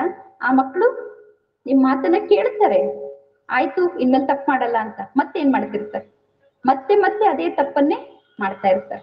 ಈ ರೀತಿ ಬಾರಿ ಬಾರಿಗೂ ತಪ್ಪನ್ನ ಮಾಡುವಂತಹ ಮಕ್ಕಳು ನಿಮ್ ಕೈಲಿ ಬುದ್ಧಿ ಹೇಳಿಸ್ಕೊಳ್ತಾ ಬೆಳೀತಾ ದೊಡ್ಡವರಾಗ್ತಾರೆ. ಒಂದು 16 ವರ್ಷ, 18 ವರ್ಷದ ಮಕ್ಕಳಾಗ್ತಾರೆ. ಅವಾಗ್ಲೂ ಅವ್ರು ಅದೇ ತಪ್ಪನ್ನ ಮಾಡ್ತಿರ್ತಾರೆ. ಆ ಮಕ್ಕಳು ಅವಾಗ ತಪ್ಪನ್ನ ಮಾಡಿದಾಗ ಅವಾಗ್ಲೂ ನೀವು ಆ ಮಕ್ಕಳಿಗೆ ಏನ್ ಮಾಡ್ತಿರ್ತೀರ? ಪುನಃ ಬುದ್ಧಿಯನ್ನ ಹೇಳ್ತಾ ಇರ್ತೀರಿ. ಪುನಃ ನೀವು ಬುದ್ಧಿಯನ್ನ ಹೇಳಿದಾಗ, ಸಣ್ಣವ್ರು ಇರ್ಬೇಕಾದ್ರೆ ನೀವು ಬುದ್ಧಿ ಹೇಳಿದಾಗ ಆ ಮಕ್ಕಳು ಕೇಳಿದ್ರು. ದೊಡ್ಡವರಾದ್ಮೇಲೆ ಪುನಃ ಬುದ್ಧಿ ಹೇಳಿದ್ರೆ ಮಕ್ಕಳು ನಿಮಗೆ ರಿಟರ್ನ್ ಆಗಿ ಒಂದು ಮಾತನ್ನ ಹೇಳ್ತಾರೆ, ನೀವು ಬಾರಿ ಬಾರಿಗೂ ನನಗೆ ಯಾಕೆ ಬುದ್ಧಿಯನ್ನ ಹೇಳ್ತೀರಾ? ನನಗೂ ಏನ್ ಮಾಡ್ಬೇಕು ಏನ್ ಮಾಡಬಾರ್ದು ಅಂತ ಗೊತ್ತಿದೆ, ಅದಕ್ಕೆ ಏನ್ ಮಾಡಬೇಡಿ, ನೀವೇನ್ ಹೇಳೋದ್ ಬೇಡ, ನನಗೆ ಗೊತ್ತಿದೆ ಅಂತ ಮಕ್ಕಳು ರಿಟರ್ನ್ ಆಗಿ ಉತ್ತರ ಕೊಡ್ಲಿಕ್ಕೆ ಶುರು ಮಾಡ್ತಾರೆ. ಅನುಭವ ಇದೇನೋ ಇಲ್ವೋ? ನಿಮ್ ಮಕ್ಕಳು ನಿಮಗೆ ಬುದ್ಧಿ ಹೇಳ್ತಾರೆ, ನೀವೇನು ನನಗೆ ಬುದ್ಧಿ ಹೇಳೋ ಅವಶ್ಯಕತೆ ಇಲ್ಲ ಅಂತ ಹೇಳಿ ಬುದ್ಧಿಯನ್ನ ಹೇಳ್ತಾರೆ. ಅದೇ ರೀತಿ ನಾವು ಪ್ರತಿಯೊಂದು ತಪ್ಪನ್ನ ಮಾಡಿದಾಗ್ಲೂ ನಾವು ಪರಮಾತ್ಮನಿಗೆ ಮಕ್ಕಳಾಗಿರೋ ಕಾರಣ ಪ್ರತಿ ಮಾತಿಗೂ ನಮಗೆ ಬುದ್ಧಿಯನ್ನ ಹೇಳ್ತಾ ಹೋದ್ರೆ, ನೀವು ಮಾಡ್ತಿರೋದು ತಪ್ಪು, ಹೀಗ್ ಮಾಡಬೇಡಿ ಅಂತ ಬುದ್ಧಿಯನ್ನ ಹೇಳ್ತಾ ಹೋದ್ರೆ ಕೆಲವು ವರ್ಷಗಳ ನಂತರ ನಾವು ಪರಮಾತ್ಮನಿಗೆ ಏನ್ ಹೇಳ್ತೀವಿ? ನಿಮ್ಮ ಮಕ್ಕಳು ನಿಮಗೇನ್ ಹೇಳ್ತಾರೋ ಅದನ್ನೇ ನಾವು ಪರಮಾತ್ಮನಿಗೆ ಹೇಳ್ತೀವಿ. ಏನ್ ಹೇಳ್ತೀವಿ? ನನಗೂ ಬುದ್ಧಿ ಇದೆ, ನೀವೇನ್ ಬಾರಿ ಬಾರಿಗೂ ಹೇಳ್ಬೇಡಿ, ಏನ್ ಮಾಡ್ಬೇಕು ಏನ್ ಮಾಡಬಾರ್ದು ಅಂತ ನನಗೂ ಗೊತ್ತಿದೆ ಅಂತ ನಾವು ಹೇಳ್ತೀವಿ. ಅದಕ್ಕೆ ಪರಮಾತ್ಮ ಏನ್ ಮಾಡೋದಿಲ್ಲ, ಬಾರಿ ಬಾರಿಗೂ ನಮಗೆ ಬುದ್ಧಿಯನ್ನ ಹೇಳೋದಿಲ್ಲ. ಅದ್ರ ಬದಲು ಪರಮಾತ್ಮ ತಂದೆ ಏನ್ ಮಾಡಿದ್ದಾರೆ ಅಂದ್ರೆ ಬುದ್ಧಿ ಶಕ್ತಿಯನ್ನೇ ನಮಗೆ ಕೊಟ್ಟಿದ್ದಾರೆ. ಯಾವ್ದು ಜೊತೆಗೆ ಆತ್ಮದಲ್ಲೇ ಏನ್ ಮಾಡಿದ್ದಾರೆ? ಬುದ್ಧಿ ಶಕ್ತಿಯನ್ನ ಕೊಟ್ಟಿದ್ದಾರೆ. ಆ ಬುದ್ಧಿಯನ್ನ ನೀವು ಉಪಯೋಗ ಮಾಡಿ ನೀವೇ ಕರ್ಮವನ್ನ ಮಾಡಿ, ನಿಮ್ ಬುದ್ಧಿಯನ್ನ ಉಪಯೋಗ ಮಾಡಿ ನೀವೇ ನಿರ್ಣಯ ತೆಗೆದುಕೊಳ್ಳಿ, ನೀವೇ ಕರ್ಮವನ್ನ ಮಾಡಿ, ನಂತರ ಕರ್ಮಕ್ಕೆ ಏನು ಫಲ ಸಿಗ್ತದೋ ಅದನ್ನ ನೀವೇ ಅನುಭವ ಮಾಡಿ. ಅದಕ್ಕೆ ಗೀತೆಯಲ್ಲಿ ಪರಮಾತ್ಮ ಹೇಳ್ತಾರೆ, ನೇಹಾಭಿಕ್ರಮ ನಾಶೋಸ್ತಿ ಪ್ರತ್ಯವಾಯೋನ ವಿದ್ಯತೆ. ಅಂದ್ರೆ ಒಮ್ಮೆ ಕರ್ಮ ಅನ್ನುವಂತಹ ಬೀಜವನ್ನ ಬಿತ್ತಿದ ಮೇಲೆ ಎಂದು ಕರ್ಮ ಅನ್ನುವಂತಹ ಬೀಜ ನಾಶ ಆಗ್ಲಿಕ್ಕೆ ಸಾಧ್ಯನೇ ಇಲ್ಲ. ಹೇಗೆ ನೀವು ಯಾವ್ದಾದ್ರು ಒಂದು ಬೀಜವನ್ನ ಬಿತ್ತಿದ್ರೆ, ನೀವು ಮಾವಿನ ಹಣ್ಣಿನ ಬೀಜವನ್ನ ಬಿತ್ತಿದ್ರೆ ನಾಳೆ ನಿಮಗೇನ್ ಸಿಗ್ತದೆ? ಆ ವೃಕ್ಷ ಬೆಳೆದು ಮಾವಿನ ಹಣ್ಣೇ ಸಿಗ್ತದೆ. ಅದೇ ನೀವು ಬೇವಿನ ಬೀಜವನ್ನ ಬಿತ್ತಿದ್ರೆ ಬೇವಿನ ಫಲನೇ ನಿಮಗೆ ಸಿಗ್ತದೆ, ಬೇವಿನ ಹಣ್ಣೆ ಸಿಗ್ತದೆ. ಅದೇ ರೀತಿ ಪರಮಾತ್ಮ ತಂದೆ ಗೀತೆಯಲ್ಲಿ ಹೇಳ್ತಾರೆ, ಒಮ್ಮೆ ಕರ್ಮವನ್ನ ಮಾಡಿದ್ರೆ ಕರ್ಮ ಅನ್ನುವಂತಹ ಬೀಜವನ್ನ ಎಂದೂ ನಾಶ ಮಾಡ್ಲಿಕ್ಕೆ ಸಾಧ್ಯನೇ ಇಲ್ಲ. ನೀವು ಒಳ್ಳೆ ಕರ್ಮವನ್ನ ಮಾಡಿದ್ರೆ ಒಳ್ಳೆ ಫಲ, ಕೆಟ್ಟ ಕರ್ಮವನ್ನ ಮಾಡಿದ್ರೆ ಕೆಟ್ಟ ಫಲ. ಯಾಕೆಂದ್ರೆ ಬೀಜವನ್ನ ನಾಶ ಮಾಡ್ಲಿಕ್ಕೆ ಆಗಲ್ಲ. ಯಾವ ಬೀಜವನ್ನ? ಕರ್ಮ ಅನ್ನುವಂತಹ ಬೀಜವನ್ನ ನಾಶ ಮಾಡ್ಲಿಕ್ಕೆ ಆಗಲ್ಲ. ಇವತ್ತು ನಾವು ಎಷ್ಟೆಲ್ಲಾ ದುಃಖಿಗಳಾಗ್ತಾ ಇದ್ದೀವೋ, ಅಶಾಂತ ಆಗ್ತಿದ್ದೀವೋ, ಅದಕ್ಕೆ ಯಾರ ಕರ್ಮ ಕಾರಣ? ಯಾರ ಕರ್ಮ ಕಾರಣ? ನಮ್ ಕರ್ಮನೋ ಬೇರೆಯವ್ರ ಕರ್ಮನೋ? ನಮ್ದೇ ಕರ್ಮ ತಾನೆ. ನಾವೇ ಅಂತಹ ಕರ್ಮವನ್ನ ಮಾಡಿರೋ ಕಾರಣ ನಾವೇ ಏನ್ ಮಾಡ್ಬೇಕಾಗಿದೆ? ಆ ಕರ್ಮದ ಪ್ರತಿಫಲವನ್ನ ಅನುಭವ ಮಾಡ್ಬೇಕಾಗಿದೆ. ಈ ಕರ್ಮಕ್ಕೆ ಜವಾಬ್ದಾರರು ಯಾರು? ನಮ್ಮ ಕರ್ಮಕ್ಕೆ ಯಾರು ಜವಾಬ್ದಾರರು? ನಾವು ಅಥವಾ ಬೇರೆಯವರು? ನಮ್ಮ ಕರ್ಮಕ್ಕೆ ಬೇರೆ ಯಾರೂ ಜವಾಬ್ದಾರರಲ್ಲ. ನಮ್ಮ ಕರ್ಮಕ್ಕೆ ನಾವೇ ಜವಾಬ್ದಾರರಾಗಿದ್ದೇವೆ. ಅದಕ್ಕೆ ಗೀತೆಯಲ್ಲಿ ಪರಮಾತ್ಮ ತಂದೆ ಸದಾ ಹೇಳ್ತಾರೆ, ನಮ್ಮ ಕರ್ಮ ಹೇಗಿರ್ಬೇಕು? ಕರ್ಮಣ್ಣೇ ವಾದಿಕಾರಸ್ತೆ ಮಾ ಫಲೇಶು ಕದಾಚನ. ಅಂದ್ರೆ ನೀನು ಕೇವಲ ಕರ್ಮವನ್ನ ಮಾಡು, ಫಲದ ಇಚ್ಛೆಯನ್ನ ಇಟ್ಕೊಂಡು ಕರ್ಮವನ್ನ ಮಾಡಬೇಡ. ಕರ್ಮ ಮಾಡ್ಲಿಕ್ಕಷ್ಟೇ ನಿನಗೇನಿದೆ? ಅಧಿಕಾರ ಇದೆ. ಫಲದ ಬಗ್ಗೆ ವಿಚಾರ ಮಾಡ್ಲಿಕ್ಕೆ ನಿನಗೆ ಅಧಿಕಾರ ಇಲ್ಲ ಅಂತ ಹೇಳಿ ಗೀತೆಯಲ್ಲಿ ಪರಮಾತ್ಮ ತಂದೆ ಹೇಳ್ತಾರೆ. ಆದ್ರೆ ನಾವೇನ್ ಮಾಡ್ತೀವಿ? ಕೆಲಸ ಮಾಡೋದಕ್ಕಿಂತ ಮೊದ್ಲೇ ಮುಂದೆ ಏನ್ ಫಲ ಸಿಗಬಹುದು ಅಂತ ಫಲದ ಬಗ್ಗೆ ವಿಚಾರ ಮಾಡಿನೇ ಕರ್ಮವನ್ನ ಮಾಡ್ತೀವಿ. ಯಾರಿಗಾದ್ರೂ ಒಂದ್ ಹೊತ್ತು ಊಟ ಹಾಕಿದ್ರು, ಯಾರಾದ್ರೂ ಗೆಸ್ಟ್ ಆಗಿ ಬಂದವರಿಗೆ ಊಟ ಕೊಟ್ರು ನಿಮ್ ಮನಸ್ಸಿನಲ್ಲಿ ಏನ್ ವಿಚಾರ ಇರ್ತದೆ? ಇವತ್ತು ಇವ್ರು ನಮ್ಮ ಮನೆಗ್ ಬಂದಿದ್ದಾರೆ, ನಾನು ಇವ್ರಿಗೆ ಏನ್ ಮಾಡ್ತಾ ಇದ್ದೀನಿ? ವೆರೈಟಿ ಊಟ ಕೊಡ್ತಾ ಇದ್ದೀನಿ. ನಾಳೆ ನಾನು ಇವ್ರ ಮನೆಗೆ ಹೋದಾಗ ಇವರು ನನಗೆ ಇದೇ ರೀತಿ ಚೆನ್ನಾಗಿ ನೋಡ್ಕೊಳ್ಬಹುದು, ವೆರೈಟಿ ಊಟ ಕೊಡಬಹುದು ಅಂತ ವಿಚಾರ ಮಾಡಿರ್ತೀರ. ನೀವು ನಿಜವಾಗ್ಲೂ ಒಂದಿನ ಅವ್ರ ಮನೆಗೆ ಹೋಗ್ತೀರಾ, ನಿಮ್ ಮನೆಗ್ ಬಂದಾಗ ನೀವೇನ್ ಮಾಡಿದ್ರಿ? 10 ಟೈಪ್ ವೆರೈಟಿ ಊಟ ಅವ್ರಿಗೆ ಕೊಟ್ಟಿದ್ರಿ. ನಾಳೆ ನೀವ್ ಅವ್ರ ಮನೆಗೆ ಹೋದಾಗ ಅವ್ರು ನಿಮಗೊಂದ್ ಗ್ಲಾಸ್ ನೀರ್ ಕುಡಿತೀರಾ ಅಂತನೂ ಕೇಳಲ್ಲ. ಅವಾಗೇನಾಗ್ತದೆ? ಖುಷಿ ಆಗ್ತದೋ ದುಃಖ ಆಗ್ತದೋ? ಯಾಕೆ ದುಃಖ ಆಯ್ತು? ಯಾಕೆ ದುಃಖ ಆಯ್ತು? ಯಾಕೆ ದುಃಖ ಆಯ್ತು ಅಂದ್ರೆ ಕರ್ಮ ಮಾಡ್ಬೇಕಾದ್ರೆ ಅಪೇಕ್ಷೆ. ನಾನು ಅವ್ರಿಗೋಸ್ಕರ ಮಾಡ್ತಿದ್ದೀನಿ ಅಂದ್ರೆ ಅವರು ಒಂದಿನ ನನಗೆ ರಿಟರ್ನ್ ಆಗಿ ಮಾಡ್ತಾರೆ ಅನ್ನೋ ಅಪೇಕ್ಷೆ. ಅವ್ರೇನ್ ನಿಮಗ್ ಮಾತು ಕೊಟ್ಟಿರ್ಲಿಲ್ಲ. ನೀವು ವೆರೈಟಿ ಅಡಿಗೆ ಊಟ ಮಾಡ್ತಿದ್ದೀರಾ ಅಂದ್ರೆ ಒಂದಿನ ನಾನು ನಿಮಗೆ ವೆರೈಟಿ ಊಟ ಕೊಡ್ತೀನಿ ಅಂತ ಅವ್ರೇನ್ ಹೇಳಿರ್ಲಿಲ್ಲ. ನೀವೇ ಏನ್ ಮಾಡಿದ್ರಿ? ಅಪೇಕ್ಷೆ, ಇಚ್ಛೆಯನ್ನ ಇಟ್ಕೊಂಡಿದ್ರಿ ಮನಸ್ಸಿನಲ್ಲಿ. ನಾನ್ ಮಾಡಿದ್ದೀನಿ ಅಂದ್ರೆ ಅವರೂ ಮಾಡ್ತಾರೆ. ಈ ರೀತಿ ಪರಿವಾರದಲ್ಲಿ ಅನೇಕ ಮಾತಿನಲ್ಲಿ ಏನ್ ಇಟ್ಕೊಳ್ತೀವಿ? ನಾವು ಇಚ್ಛೆಯನ್ನ ಇಟ್ಕೊಳ್ತೀವಿ. ನಾನು ಇವ್ರಿಗೋಸ್ಕರ ಇಷ್ಟೆಲ್ಲಾ ಮಾಡ್ತಿದ್ದೀನಿ ಅಂದ್ರೆ ಒಂದಿನ ಇವ್ರು ನನಗೋಸ್ಕರ ಬಹಳಷ್ಟು ಮಾಡ್ತಾರೆ. ನಾನು ಇವ್ರಿಗೋಸ್ಕರ ಇಷ್ಟೊಂದು ತ್ಯಾಗ ಮಾಡ್ತಿದ್ದೀನಿ ಅಂದ್ರೆ ಒಂದಿನ ಇವರು ನನಗೋಸ್ಕರ ಎಲ್ಲವನ್ನೂ ತ್ಯಾಗ ಮಾಡ್ತಾರೆ. ನಾನು ಇವರಿಗೋಸ್ಕರ ಇಷ್ಟೊಂದು ಕಷ್ಟ ಪಡ್ತಿದ್ದೀನಿ ಅಂದ್ರೆ ಒಂದಿನ ಇವರು ನನಗೋಸ್ಕರ ಕಷ್ಟ ಪಡ್ತಾರೆ. ಈ ರೀತಿ ಅನೇಕ ಅಪೇಕ್ಷೆಗಳು ನಮ್ಮ ಮನಸ್ಸಿನಲ್ಲಿ ಇರ್ತದೆ. ನಾಳೆ ಆ ಇಚ್ಛೆ ಪೂರ್ಣ ಆಗ್ಲಿಲ್ಲ ಅಂದ್ರೆ ಏನಾಗ್ತದೆ? ದುಃಖ ಆಗ್ತದೆ. ಅದಕ್ಕೆ ಪರಮಾತ್ಮ ತಂದೆ ಹೇಳ್ತಾರೆ, ಕರ್ಮ ಮಾಡ್ಬೇಕಾದ್ರೆ ಇಚ್ಛೆಯನ್ನ ಇಟ್ಕೊಂಡು ಕರ್ಮವನ್ನ ಮಾಡಬೇಡಿ. ಆ ಇಚ್ಛೆನೆ ನಮ್ಮ ದುಃಖಕ್ಕೆ ಕಾರಣ. ನೀವೇನ್ ಮಾಡ್ತಿರೋ ಮಾಡಿದ್ದಕ್ಕೆ ಪ್ರತಿಫಲ ಅಂತೂ ಸಿಕ್ಕೇ ಸಿಗ್ತದೆ. ಯಾಕೆಂದ್ರೆ ಕರ್ಮ ಅನ್ನೋ ಬೀಜ ಎಂದೂ ನಾಶ ಆಗ್ಲಿಕ್ಕೆ ಸಾಧ್ಯ ಇಲ್ಲ. ಒಳ್ಳೇದನ್ನ ಮಾಡಿದ್ದೀರಾ ಅಂದ್ರೆ ಒಳ್ಳೆಯ ಫಲ ಸಿಕ್ಕೇ ಸಿಗ್ತದೆ. ಆದ್ರೆ ನಾವೇನ್ ಮಾಡಬಾರ್ದು? ಇಚ್ಛೆಯನ್ನ ಇಟ್ಕೊಳ್ಬಾರ್ದು. ಅದಕ್ಕೋಸ್ಕರ ನಾವು ಬುದ್ಧಿಯ ಮೂಲಕ ನಿರ್ಣಯವನ್ನ ತೆಗೆದುಕೊಂಡು ನಂತರ ಕಾರ್ಯವನ್ನ ಮಾಡ್ತೀವಿ. ಮನಸ್ಸಿನಲ್ಲಿ ಒಳ್ಳೆಯ ವಿಚಾರ ನಡೀತದೆ ಮತ್ತು ಕೆಟ್ಟ ವಿಚಾರ ನಡೀತದೆ. ನಂತರ ನಾವೇನ್ ಮಾಡ್ತೀವಿ? ಬುದ್ಧಿಯ ಮೂಲಕ ನಿರ್ಣಯವನ್ನ ತೆಗೆದುಕೊಳ್ತೀವಿ, ಏನ್ ಮಾಡ್ಬೇಕು ಏನ್ ಮಾಡಬಾರ್ದು ಅಂತ. ನಿರ್ಣಯವನ್ನ ತೆಗೆದುಕೊಂಡ ನಂತರ ನಾವು ಕರ್ಮವನ್ನ ಮಾಡ್ತೀವಿ. ಕರ್ಮವನ್ನ ಮಾಡಿದ ನಂತರ ಅದರ ಪ್ರತಿಫಲ ನಮಗೆ ಸಿಗ್ತದೆ. ಆದ್ರೆ ನಮಗ ಆ ಸ್ಮೃತಿ ಇರೋದಿಲ್ಲ. ಒಂದು ಸಣ್ಣ ಉದಾಹರಣೆ ಹೇಳಬೇಕು ಅಂದ್ರೆ, ಒಬ್ಬ ವ್ಯಕ್ತಿ ಯಾವಾಗ್ಲೂ ಪರಮಾತ್ಮನನ್ನ ಬೈತಾನೇ ಇದ್ದ. ಯಾಕೆ ಬೈತಾ ಇದ್ದ ಅಂದ್ರೆ, ಪರಮಾತ್ಮ ನಿನ್ನ ಸೃಷ್ಟಿನೇ ಸರಿ ಇಲ್ಲ, ನಿನಗೆ ಸರಿಯಾಗಿ ಸೃಷ್ಟಿಯನ್ನ ರಚನೆ ಮಾಡ್ಲಿಕ್ಕೆ ಬಂದಿಲ್ಲ. ಯಾಕೆಂದ್ರೆ ನೀನ್ ಈ ಸೃಷ್ಟಿಯಲ್ಲಿ ಒಬ್ಬರನ್ನ ಬಹಳಷ್ಟು ಶ್ರೀಮಂತರನ್ನಾಗಿ ಮಾಡಿದ್ದೀಯಾ, ಇನ್ನೊಬ್ಬರನ್ನ ಬಹಳಷ್ಟು ಬಡವರನ್ನಾಗಿ ಮಾಡಿದ್ದೀಯಾ. ಒಬ್ರಿಗೆ ಒಳ್ಳೆ ಆರೋಗ್ಯವನ್ನ ಕೊಟ್ಟಿದ್ದೀಯಾ, ಒಬ್ರನ್ನ ಆರೋಗ್ಯವಂತರನ್ನಾಗಿ ಮಾಡಿದ್ದೀಯಾ, ಇನ್ನೊಬ್ರನ್ನ ರೋಗಿಯನ್ನಾಗಿ ಮಾಡಿದ್ದೀಯಾ. ಒಬ್ರಿಗೆ ವಿದ್ಯೆಯನ್ನ ಕೊಟ್ಟಿದ್ದೀಯಾ, ಒಬ್ರನ್ನ ಅವಿದ್ಯಾವಂತರನ್ನಾಗಿ ಮಾಡಿದ್ದೀಯಾ. ಒಬ್ರಿಗೆ ಒಳ್ಳೆ ಪರಿವಾರ ಕೊಟ್ಟಿದ್ದೀಯಾ, ಒಬ್ರನ್ನ ಅನಾಥರನ್ನಾಗಿ ಮಾಡಿದ್ದೀಯಾ. ಈ ರೀತಿ ಒಬ್ರಿಗೊಂದನ್ನ ಕೊಟ್ರೆ ಒಬ್ರಿಗೆ ಒಂದನ್ನ ಕೊಟ್ಟಿಲ್ಲ ಅಂದ್ರೆ ನಿನಗೆ ಸರಿಯಾಗಿ ಸೃಷ್ಟಿಯನ್ನ ಮಾಡ್ಲಿಕ್ಕೆ ಬಂದಿಲ್ಲ ಅಂತ ಹೇಳಿ ಪ್ರತಿದಿನ ಆ ವ್ಯಕ್ತಿ ಪರಮಾತ್ಮನನ್ನೂ ಬೈತಿರ್ತಾನೆ, ಪರಮಾತ್ಮನ ರಚನೆಯನ್ನು ಕೂಡ ಬೈತಾ ಇರ್ತಾನೆ. ನಿನ್ನ ಸೃಷ್ಟಿ ಸರಿ ಇಲ್ಲ, ನಿನ್ನ ರಚನೆ ಸರಿ ಇಲ್ಲ ಅಂತ.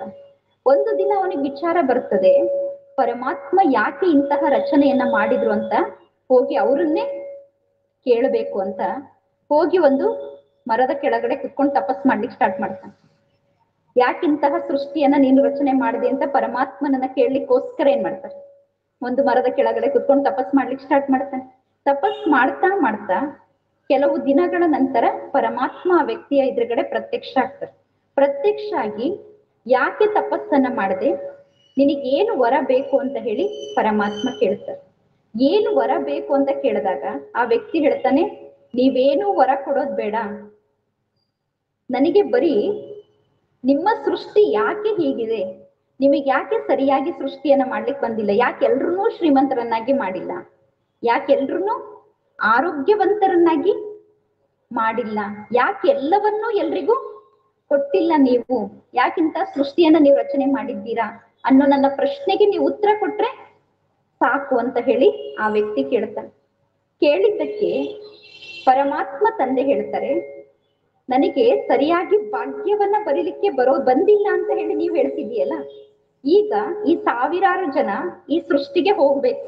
ಆ ಸಾವಿರಾರು ಜನ ಯಾರು ಸೃಷ್ಟಿಗೆ ಹೋಗೋ ಟೈಮ್ ಬಂದಿರ್ತದೋ ಅವ್ರನ್ನ ತೋರಿಸಿ ಪರಮಾತ್ಮ ಹೇಳ್ತಾರೆ, ಈಗ ಈ ಸಾವಿರಾರು ಜನ ಈ ಸೃಷ್ಟಿಗೆ ಹೋಗ್ಬೇಕು, ನಾನ್ ನಿನ್ನ ಕೈಯಲ್ಲಿ ಭಾಗ್ಯವನ್ನ ಬರೆಯುವಂತಹ ಪೆನ್ನನ್ನ ಕೊಡ್ತೀನಿ. ಭಾಗ್ಯ ಬರೀಬೇಕು ಅಂತ ಇಚ್ಛೆ ಇದೆನೋ ಎಲ್ಲಾ ಭಾಗ್ಯವನ್ನ ಬರಿ. ಅವ್ರು ಹಣೆಯಲ್ಲಿ ಸುಖ ಬರಿಬೇಕಾ, ಶಾಂತಿ ಬರಿಬೇಕಾ, ಆರೋಗ್ಯ ಬರಿಬೇಕಾ, ಶ್ರೀಮಂತಿಕೆಯನ್ನ ಬರಿಬೇಕಾ, ಏನೇನು ಬರಿಬೇಕಂತಿದೆಯೋ ಅವರ ಭಾಗ್ಯದಲ್ಲಿ ಅದನ್ನೆಲ್ಲವನ್ನು ಬರೆದವ್ರನ್ನೇನ್ ಮಾಡು, ಈ ಸೃಷ್ಟಿಗೆ ತಕ್ಷಣ ಕಳಿಸು. ಇನ್ನು ಅರ್ಧ ಗಂಟೆಯಲ್ಲಿ ಇವರೆಲ್ರೂ ಏನಾಗ್ಬೇಕು, ಭಾಗ್ಯವನ್ನ ಬರೆಸ್ಕೊಂಡು ಈ ಸೃಷ್ಟಿಗೆ ಹೋಗ್ಬೇಕು. ನೀನು ಭಾಗ್ಯದ ಪೆನ್ನಿಂದ ಭಾಗ್ಯವನ್ನ ಬರೆದು ಇವ್ರನ್ನ ಸೃಷ್ಟಿಗೆ ಕಳಿಸು ಅಂತ ಹೇಳಿ ಭಾಗ್ಯವನ್ನ ಬರೆಯುವಂತಹ ಲೇಖನಿಯನ್ನ ಆ ವ್ಯಕ್ತಿಯ ಕೈಗೆ ಕೊಟ್ಟು ಪರಮಾತ್ಮ ಅಲ್ಲಿಂದ ಹೋಗ್ತಾರೆ. ಆ ವ್ಯಕ್ತಿಯ ಕೈಯಲ್ಲಿ ಏನಿದೆ, ಈಗ ಭಾಗ್ಯವನ್ನ ಬರೆಯುವಂತಹ ಲೇಖನಿ ಇದೆ. ಆ ಪೆನ್ನನ್ನ ಇಟ್ಕೊಂಡು ಅವನು ವಿಚಾರ ಮಾಡ್ತಿದ್ದಾನೆ, ಅಂತಹ ಯಾವ ಮಾತನ್ನ ಇವರ ಹಣೆಯಲ್ಲಿ ನಾನು ಬರೀಲಿ, ಇವರಿಗೆ ಸುಖನೂ ಇರಬೇಕು, ಶಾಂತಿನೂ ಇರಬೇಕು, ನೆಮ್ಮದಿನೂ ಇರಬೇಕು, ಆರೋಗ್ಯನೂ ಇರಬೇಕು, ಸಂಪತ್ತು, ಒಳ್ಳೆ ಪರಿವಾರ ಎಲ್ಲವೂ ಇರಬೇಕು, ಅಂತದ್ ಏನ್ ಬರೀಲಿ ಅಂತ ವಿಚಾರ ಮಾಡ್ತಿರ್ತಾನೆ. ವಿಚಾರ ಮಾಡ್ತಾ ಮಾಡ್ತಾ ಅರ್ಧ ಗಂಟೆಯಲ್ಲಿ ಅವರೆಲ್ಲರೂ ಹೋಗ್ಬೇಕು ಅಂತ ಹೇಳಿ ಪರಮಾತ್ಮ ತಂದೆ ಹೇಳಿದ್ರು. ಆದ್ರೆ 2 ಗಂಟೆ ಆದ್ರೂ ಇವ್ನು ಕುತ್ಕೊಂಡು ಏನ್ ಮಾಡ್ತಿದ್ದಾನೆ, ವಿಚಾರನೇ ಮಾಡ್ತಿದ್ದಾನೆ. ಏನ್ ಬರೆಯೋದು, ಸಾವಿರಾರು ಜನರ ಹಣೆ ಬರಹದಲ್ಲಿ ಏನ್ ಬರೆಯೋದು ಅಂತ ವಿಚಾರ ಮಾಡ್ತಾ ಇದ್ದಾನೆ. ಈ ರೀತಿ ವಿಚಾರ ಮಾಡ್ಬೇಕಾದ್ರೆ ಪುನಃ 2 ಗಂಟೆಯ ನಂತರ ಪರಮಾತ್ಮ ಬರ್ತಾರೆ. ನೋಡ್ತಾರೆ, ಒಬ್ರು ಸೃಷ್ಟಿಗೆ ಹೋಗೇ ಇಲ್ಲ, ಎಲ್ರು ಇನ್ನು ಅಲ್ಲೇ ಇದ್ದಾರೆ. ಪರಮಾತ್ಮ ಕೇಳ್ತಾರೆ, ಇಷ್ಟೊತ್ತಿಗೆ ಇವ್ರು ಹೋಗ್ಬೇಕಿತ್ತು, ನೀನ್ ಇನ್ನೂ ಯಾಕೆ ಇಲ್ಲೇ ಕೂರಿಸ್ಕೊಂಡಿದ್ದೀಯ, ಯಾಕೆ ಅವ್ರ ಹಣೆ ಬರಹವನ್ನ ಬರೆದು ಕಳಿಸ್ಲಿಲ್ಲ ಅಂತ ಕೇಳ್ತಾರೆ. ಅದಕ್ಕೆ ಆ ವ್ಯಕ್ತಿ ಹೇಳ್ತಾನೆ, ಅವ್ರ ಹಣೆಯಲ್ಲಿ ಅಂತದ್ದೇನು ಬರೆಯೋದು ಅಂತಾನೆ ಏನ್ ಮಾಡ್ತಿದ್ದೀನಿ, ನಾನು ವಿಚಾರ ಮಾಡ್ತಾ ಇದ್ದೀನಿ, ಯೋಚನೆ ಮಾಡ್ತಿದ್ದೀನಿ ಅಂತಾನೆ. ಅದಕ್ಕೆ ಪರಮಾತ್ಮ ಹೇಳ್ತಾರೆ, ಇಷ್ಟು ವರ್ಷ ಆದ್ರೂ ನಾನೇ ಒಂದು ದಿನನು ಯಾರ ಹಣೆ ಬರಹವನ್ನ ಹೇಗೆ ಬರೆಯೋದು, ಯಾರ ಹಣೆಯಲ್ಲಿ ಏನ್ ಭಾಗ್ಯವನ್ನ ಬರೆಯೋದು ಅಂತ ವಿಚಾರ ಮಾಡಿಲ್ಲ. ನಾನೇ ವಿಚಾರ ಮಾಡಿಲ್ಲ ಅಂದ್ಮೇಲೆ ನೀನ್ ಯಾಕೆ ಚಿಂತೆ ಮಾಡ್ತಿದ್ಯಾ, ನೀನ್ ಯಾಕೆ ವಿಚಾರ ಮಾಡ್ತಿದ್ಯಾ? ನಾನು ಕೇವಲ ಆತ್ಮರನ್ನ ಈ ಸೃಷ್ಟಿಗೆ ಕಳಿಸ್ತೀನಷ್ಟೇ. ಕಳಿಸ್ಬೇಕಾದ್ರೆ ಅವ್ರ ಜೊತೆಗೆ ಏನ್ ಮಾಡ್ತೀನಿ, ಬುದ್ಧಿ ಶಕ್ತಿಯನ್ನ ಕೊಟ್ಟು ಕಳಿಸ್ತೀನಿ. ಬುದ್ಧಿ ಇದೆ ಅಂದ್ಮೇಲೆ ಅವರೇ ನಾನು ಏನ್ ಮಾಡ್ಬೇಕು ಏನ್ ಮಾಡಬಾರ್ದು ಅಂತ ಬುದ್ಧಿಯ ಮೂಲಕ ನಿರ್ಣಯವನ್ನ ತೆಗೆದುಕೊಳ್ತಾರೆ. ತಮ್ಮ ಬುದ್ಧಿಯನ್ನ ಉಪಯೋಗ ಮಾಡಿ ತಾವೇ ಕರ್ಮವನ್ನ ಮಾಡ್ತಾರೆ. ಕರ್ಮ ಮಾಡಿದ ಮೇಲೆ ಏನು ಸುಖ ಅಥವಾ ದುಃಖದ ಫಲ ಸಿಗ್ತದೋ, ಏನು ಕೆಟ್ಟದ್ದು ಅಥವಾ ಒಳ್ಳೇದಾಗ್ತದೋ ಅದನ್ನ ಯಾರು ಅನುಭವ ಮಾಡ್ತಾರೆ, ಅವರೇ ಅನುಭವ ಮಾಡ್ತಾರೆ. ಅಂದ್ಮೇಲೆ ಪರಮಾತ್ಮ ಇಲ್ಲಿ ನಮ್ಮ ಹಣೆ ಬರಹವನ್ನ ಬರೆದು ಕಳಿಸ್ತಾ ಇಲ್ಲ, ಅವ್ರಲ್ಲಿ ಕುತ್ಕೊಂಡು ಸುಖ ಅಥವಾ ದುಃಖವನ್ನ ನಮಗೆ ಕೊಡ್ತಾ ಇಲ್ಲ ಅಂದ್ರೆ ನಮ್ಮ ಸುಖ ಮತ್ತು ದುಃಖಕ್ಕೆ ಕಾರಣ ಯಾರು? ಯಾರ ಕಾರಣ? ನಾವು ಪರಮಾತ್ಮನು. ನಮ್ಮ ಕರ್ಮಕ್ಕೆ ಯಾರು ಜವಾಬ್ದಾರರು? ನಮ್ಮ ಕರ್ಮಕ್ಕೆ ನಾವೇ ಜವಾಬ್ದಾರರು. ನಮ್ಮ ಕರ್ಮಕ್ಕೆ ಯಾರು ಜವಾಬ್ದಾರರಲ್ಲ? ಪರಮಾತ್ಮ ಜವಾಬ್ದಾರರಲ್ಲ. ಆದ್ರೆ ಸ್ವಲ್ಪ ದುಃಖ ಜಾಸ್ತಿ ಆದ್ರೂ ತಕ್ಷಣ ಬೆರಳು ಯಾವ ಕಡೆ ಹೋಗ್ತದೆ? ಪರಮಾತ್ಮ ಯಾಕೆ ಕಷ್ಟ ಕೊಟ್ಟೆ, ಯಾಕೆ ದುಃಖ ಕೊಟ್ಟೆ, ನನಗೆ ಯಾಕೆ ಹೀಗಾಗ್ತದೆ ಅಂತ ತಕ್ಷಣ ಬೆರಳು ಬೇರೆ ದೇವ್ರ ಕಡೆ ಹೋಗ್ತದೆ. ಆದರೆ ನಿಜವಾಗ್ಲೂ ಅವ್ರ ಕಾರಣನ ನಾನ್ ಕಾರಣ? ನಮ್ಮ ಸುಖ ಮತ್ತು ದುಃಖಕ್ಕೆ ನಾವೇ ಕಾರಣ. ಯಾಕೆಂದ್ರೆ ನಮ್ಮ ಆತ್ಮದಲ್ಲಿ ಏನಿದೆ? ಬುದ್ಧಿ ಶಕ್ತಿ ಇದೆ. ಆ ಬುದ್ಧಿಯನ್ನ ಉಪಯೋಗ ಮಾಡಿ ನಾವು ಕರ್ಮವನ್ನ ಮಾಡ್ತಾ ಇದ್ದೀವಿ ಅಂದ್ರೆ, ನಾವು ಒಳ್ಳೆಯ ಕರ್ಮವನ್ನ ಮಾಡಿದ್ರೆ ಒಳ್ಳೆಯ ಫಲ ಪ್ರಾಪ್ತಿ ಆಗ್ತದೆ, ಕೆಟ್ಟ ಕರ್ಮವನ್ನ ಮಾಡಿದ್ರೆ ಕೆಟ್ಟ ಫಲ ಪ್ರಾಪ್ತಿ ಆಗ್ತದೆ. ಅದಕ್ಕೆ ನಮ್ಮ ಒಳ್ಳೆಯ ಕರ್ಮಕ್ಕೂ ನಮ್ಮ ಕೆಟ್ಟ ಕರ್ಮಕ್ಕೂ ಯಾರು ಕಾರಣ? ಬುದ್ಧಿನೇ ಕಾರಣ ಆಗಿದೆ. ಬುದ್ಧಿಯುಕ್ತೆ ಜಹಾತಿಹೆ ಉಭೇ ಸುಕೃತೆ ದುಷ್ಕೃತೆ. ಅಂದ್ರೆ ನಮ್ಮ ಕೆಟ್ಟ ಕರ್ಮ ಮತ್ತು ಒಳ್ಳೆಯ ಕರ್ಮಕ್ಕೆ ನಮ್ಮ ಬುದ್ಧಿನೇ ಕಾರಣ ಆಗಿದೆ ಅಂತ ಹೇಳಿ ಗೀತೆಯಲ್ಲಿ ಪರಮಾತ್ಮ ತಂದೆ ಹೇಳ್ತಾರೆ. ಅದಕ್ಕೋಸ್ಕರ ಬುದ್ಧಿಯನ್ನ ಉಪಯೋಗ ಮಾಡಿ ಎಂತಹ ಕಾರ್ಯವನ್ನ ಮಾಡ್ಬೇಕು? ಸದಾ ಒಳ್ಳೆಯ ಕಾರ್ಯವನ್ನೇ ಮಾಡ್ಬೇಕು. ನಾವು ಕೆಲವೊಮ್ಮೆ ಏನ್ ಮಾಡ್ತೀವಿ? ಬುದ್ಧಿ ಶಕ್ತಿಯನ್ನ ಉಪಯೋಗ ಮಾಡಿ ಕಾರ್ಯವನ್ನ ಮಾಡೋದಿಲ್ಲ. ಅದ್ರ ಬದಲು ಮನಸ್ಸು ಹೇಗ್ ಹೇಳ್ತದೋ ಹಾಗೆ ಮಾಡ್ಬಿಡ್ತೀವಿ. ಮನಸ್ಸು ಯಾರಿಗಾದ್ರೂ ಕೆಟ್ಟದ್ ಮಾಡು ಅಂದ್ರೆ ತಕ್ಷಣ ಏನ್ ಮಾಡ್ಬಿಡ್ತೀವಿ? ಮನಸ್ಸಿನ ಮಾತನ್ನ ಕೇಳಿ ಕೆಟ್ಟದ್ದನ್ನ ಮಾಡ್ಬಿಡ್ತೀವಿ. ಇನ್ನು ಕೆಲವೊಮ್ಮೆ ನಾವೇನ್ ಮಾಡ್ತೀವಿ ಅಂದ್ರೆ, ನಮ್ಮ ಪರಿವಾರದವರು ಅಥವಾ ಬೇರೆ ವ್ಯಕ್ತಿಗಳು ಹೀಗ್ ಮಾಡು ಅಂದ್ರೆ ಅವ್ರು ಹೇಳಿದಂತೆ ನಾವು ಮಾಡ್ಬಿಡ್ತೀವಿ. ಅಂದ್ರೆ ಒಂದನೇದಾಗಿ ಮನಸ್ಸಿನ ಮಾತನ್ನ ಕೇಳ್ತೀವಿ, ಎರಡನೇದಾಗಿ ಬೇರೆಯವರ ಮಾತನ್ನ ಕೇಳಿ ಕೆಲಸವನ್ನ ಮಾಡ್ತೀವಿ. ನಂತರ ಆ ಕೆಲಸ ಏನಾದ್ರೂ ಕೆಟ್ಟ ಹೋದ್ರೆ, ಮಾಡಿದಂತಹ ಕೆಲಸ ಕೆಟ್ಟ ಹೋದ್ರೆ ಯಾರಾದ್ರೂ ನಿಮಗ್ ಬೈತಾರೆ, ಯಾಕಿಂತ ಕೆಲಸ ಮಾಡಿದ್ರಿ, ಎಷ್ಟೊಂದು ಲಾಸ್ ಆಯ್ತು ಈ ಕೆಲಸದಿಂದ ಅಂತ ಬೈದ್ರೆ ತಕ್ಷಣ ಏನ್ ಹೇಳ್ತೀರಾ? ನಾನು ಇಂಥವ್ರ ಮಾತು ಕೇಳದೆ, ಅವ್ರು ಹೇಳ್ದಂಗ್ ಮಾಡ್ದೆ, ಅದಕ್ಕೋಸ್ಕರ ಕೆಲಸ ಕೆಟ್ಟ ಹೋಯ್ತು ಅಂತ ಹೇಳ್ತೀವಿ. ಅವ್ರು ಹೇಳ್ದಂಗೆ ನಾನ್ ಮಾಡ್ದೆ ಅಂತ ನಾವು ಹೇಳ್ತಿದ್ದೀವಿ ಅಂದ್ರೆ ನಮ್ ಬುದ್ಧಿಯಲ್ಲಿ ಹೋಗಿತ್ತು. ನಿಮ್ ಪರಿವಾರದವ್ರು ಕೇಳ್ತಾರೆ ತಾನೆ, ಅವ್ರ ಮಾತು ಕೇಳಿ ಕೆಲಸ ಮಾಡ್ದೆ ಅಂತ ಹೇಳ್ತಿದ್ದೀರಲ್ಲ, ನಿಮ್ ಬುದ್ಧಿಯಲ್ಲಿ ಇಟ್ಟಿದ್ರಿ? ನಿಮ್ ಬುದ್ಧಿ ಆ ಟೈಮಿಗೆ ಎಲ್ಲಿ ಹೋಗಿತ್ತು? ಅಂದ್ಮೇಲೆ ನಾವು ಬೇರೆಯವರ ಮಾತನ್ನ ಕೇಳಿ ಎಷ್ಟೊಂದು ಲಾಸ್ ಆಯ್ತು ಈ ಕೆಲಸದಿಂದ ಅಂತ ಬೈದ್ರೆ ತಕ್ಷಣ ಏನ್ ಹೇಳ್ತೀವಿ?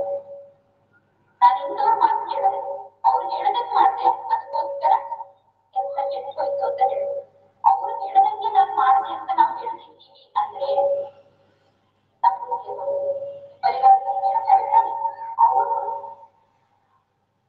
ನಾವೇನ್ ಮಾಡ್ತಾ ಇದ್ದೀವಿ? ಬೇರೆಯವರ ಮಾತನ್ನ ಕೇಳಿ ಕರ್ಮವನ್ನ ಮಾಡಿ ಸ್ವಯಂ ದುಃಖಿಗಳು ಆಗ್ತಾ ಇದ್ದೀವಿ. ಅದಕ್ಕೆ ಏನ್ ಮಾಡ್ಬೇಕು? ನಮ್ಮದೇ ಆದಂತಹ ಬುದ್ಧಿಯನ್ನ ಉಪಯೋಗ ಮಾಡಿ ನಾವು ಕಾರ್ಯವನ್ನ ಮಾಡ್ಬೇಕು ಅಂತ ಹೇಳಿ ಗೀತೆಯಲ್ಲಿ ಪರಮಾತ್ಮ ತಂದೆ ನಮಗೆ ಹೇಳ್ತಾರೆ. ಅದ್ರ ಜೊತೆಗೆ ಕಾರ್ಯವನ್ನ ಮಾಡಿದ ನಂತರ ಕರ್ಮವನ್ನ ಪರಮಾತ್ಮನಿಗೆ ಅರ್ಪಣೆ ಮಾಡ್ಬಿಡ್ಬೇಕು.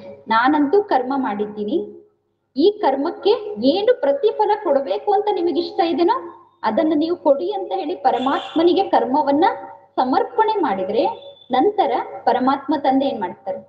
ನಮ್ಮ ಕರ್ಮದ ಜವಾಬ್ದಾರಿಯನ್ನ ತೆಗೆದುಕೊಂಡು ನಮಗೆ ಒಳ್ಳೆಯ ಫಲವನ್ನ ಪ್ರಾಪ್ತಿ ಮಾಡಿಸ್ತಾರೆ. ಅದಕ್ಕೆ ಕರ್ಮವನ್ನ ಮಾಡಿದ ನಂತರ ಪ್ರತಿಫಲದ ಚಿಂತೆಯನ್ನ ಮಾಡ್ತಾ ಕುತ್ಕೊಳ್ಬಾರ್ದು ಅಂತ ಹೇಳಿ ಗೀತೆಯಲ್ಲಿ ಪರಮಾತ್ಮ ನಮಗೆ ಸದಾ ಸುಂದರವಾಗಿ ತಿಳಿಸ್ತಾರೆ.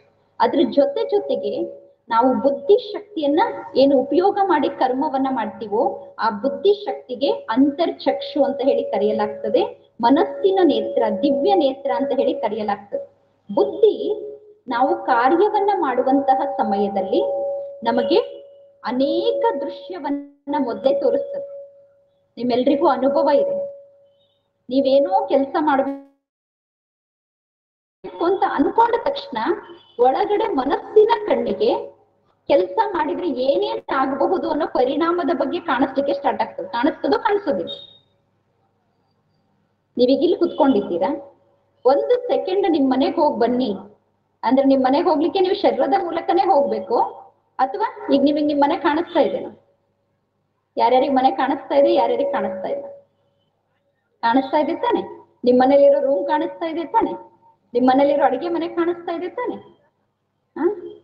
ಕಣ್ಣು ಇಲ್ಲಿದೆ, ಶರೀರ ಇಲ್ಲಿದೆ, ಈ ಕಣ್ಣಿನ ಮೂಲಕ ಇಲ್ಲಿ ನೋಡ್ತಾ ಇದ್ದೀರಾ. ಆದ್ರೂ ಮನಸ್ಸಿನ ಕಣ್ಣು ಯಾವ್ದನ್ನ ನೋಡ್ತಾ ಇದೆ?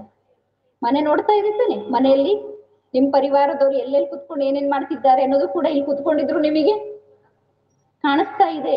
ಅಂದ್ರೆ ಅರ್ಥ ಏನು ಅಂದ್ರೆ ಒಳಗಡೆ ಇನ್ನೊಂದು ಕಣ್ಣಿದೆ, ಈ ಕಣ್ಣನ್ನ ಬಿಟ್ಟು ಒಳಗಡೆ ಇನ್ನೊಂದು ಕಣ್ಣಿದೆ.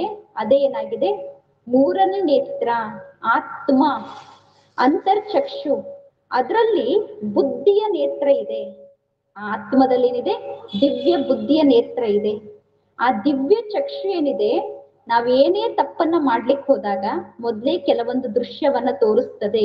ನೀನ್ ಈ ರೀತಿ ಮಾಡಬೇಡ, ಈ ರೀತಿ ಮಾಡಿದ್ರೆ ನಿನಗೆ ನಷ್ಟ ಆಗ್ತದೆ. ನೀವು ಏನಾದ್ರೂ ಸಣ್ಣ ಸುಳ್ಳು ಹೇಳಿದ್ರು ಸಾಕು, ಒಳಗಡೆ ಮನಸ್ಸು ಬಾರಿ ಬಾರಿಗೂ ಹೇಳ್ತಿರ್ತದೆ, ನೀನ್ ಹೇಳ್ತಾ ಇರೋದು ಸುಳ್ಳು, ತಪ್ಪು ತಪ್ಪು, ನೀನ್ ಮಾಡ್ತಾ ಇರೋದು ತಪ್ಪು. ಯಾರು ಹೇಳ್ತಾರೆ? ಬೇರೆಯವ್ರು ಹೇಳ್ತಾರೋ? ಒಳಗಡೆ ಅಂತರಾತ್ಮ ಕೂಗಿ ಕೂಗಿ ಹೇಳ್ತಾ ಇರ್ತದೆ. ತಪ್ಪನ್ನ ಮಾಡ್ಬೇಕಾದ್ರೆ ಬೇರೆಯವರಿಗಿಂತ ಜಾಸ್ತಿ ಅಂತರಾತ್ಮ ಏನ್ ಮಾಡ್ತದೆ, ಒಂದು ಕಡೆ ಕೂಗಿ ಹೇಳ್ತದೆ, ಮತ್ತೆ ನೀನ್ ಮಾಡ್ತಾ ಇರೋದು ತಪ್ಪು ಅನ್ನೋ ದೃಶ್ಯವನ್ನ ಅಂತರಾತ್ಮ ನಮಗೆ ತೋರಿಸ್ತದೆ. ಅದೇ ಬುದ್ಧಿ ಮಾಡ್ತಾ ಇರುವಂತಹ ಕೆಲಸ. ಬುದ್ಧಿ ಏನಾದ್ರೂ ಒಂದು ದೃಶ್ಯವನ್ನ ತೋರಿಸಿದ್ರೆ, ಈ ರೀತಿ ಮಾಡಿದ್ರೆ ಕೆಟ್ಟದ್ದಾಗ್ತದೆ ಅಂತ ನಮಗೆ ದೃಶ್ಯವನ್ನ ತೋರಿಸಿದ್ರೆ ತಕ್ಷಣ ಆ ಕೆಲಸವನ್ನ ಮಾಡೋದನ್ನ ಬಿಟ್ರೆ ನಮ್ಮ ಜೀವನದಲ್ಲಿ ಕೆಟ್ಟದ್ದಾಗಲ್ಲ. ಆದ್ರೆ ನಾವು ಒಂದು ವೇಳೆ ಬುದ್ಧಿಯ ಮಾತನ್ನ ಕೇಳದೆ ಇನ್ನೂ ಒಂದು ಹೆಜ್ಜೆ ಮುಂದೆ ಹೋಗಿ ತಪ್ಪು ಕಾರ್ಯವನ್ನ ಮಾಡಿದ್ರೆ ನಮಗೆ ಜೀವನದಲ್ಲಿ ಬಹಳಷ್ಟು ನಷ್ಟ ಆಗ್ತದೆ. ಅದಕ್ಕೆ ಯಾವಾಗ್ಲೂ ಯಾರ ಮಾತು ಕೇಳಬೇಕು? ಬುದ್ಧಿಯ ಮಾತನ್ನ ಕೇಳಬೇಕು, ಮನಸ್ಸಿನ ಮಾತನ್ನ ಕೇಳಬಾರದು, ಮತ್ತೆ ಬೇರೆಯವರ ಮಾತನ್ನು ಕೂಡ ಕೇಳಬಾರದು. ಯಾಕೆಂದ್ರೆ ವರ್ತಮಾನ ಸಮಯದಲ್ಲಿ ಬೇರೆಯವರು ನಿಮಗೆ ಒಳ್ಳೇದನ್ನ ಹೇಳ್ತಾರೆ ಅಂತ ನೀವು ಗ್ಯಾರಂಟಿ ತಿಳ್ಕೊಳ್ಳಿಕ್ಕೆ ಸಾಧ್ಯ ಇಲ್ಲ. ತೋರಿಕೆಗೆ ಏನನ್ನಿಸ್ತದೆ, ಅವ್ರು ನಮ್ಮ ಒಳ್ಳೇದಕ್ಕೆ ಹೇಳ್ತಿದ್ದಾರೆ, ನಮ್ಮ ಒಳ್ಳೇದಕ್ಕೆ ಹೇಳ್ತಿದ್ದಾರೆ ಅನ್ನಿಸ್ತದೆ.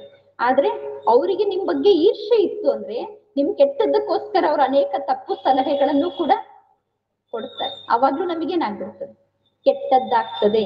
ಅದಕ್ಕೆ ಆತ್ಮದಲ್ಲಿ ಪರಮಾತ್ಮ ತಂದೆ ಏನ್ ಕೊಟ್ಟಿದ್ದಾರೆ? ಬುದ್ಧಿಯ ಶಕ್ತಿಯನ್ನ ಕೊಟ್ಟಿದ್ದಾರೆ. ಬುದ್ಧಿ ಅನ್ನುವಂಥದ್ದು ದಿವ್ಯ ನೇತ್ರ ಆಗಿದೆ. ಅದನ್ನ ಉಪಯೋಗ ಮಾಡಿ ನಾವು ಕಾರ್ಯವನ್ನ ಮಾಡ್ಬೇಕು. ಇನ್ನು ಆತ್ಮದ ಮೂರನೇ ಅದ್ಭುತ ಶಕ್ತಿ ಅಂದ್ರೆ ಸಂಸ್ಕಾರ ಆಗಿದೆ.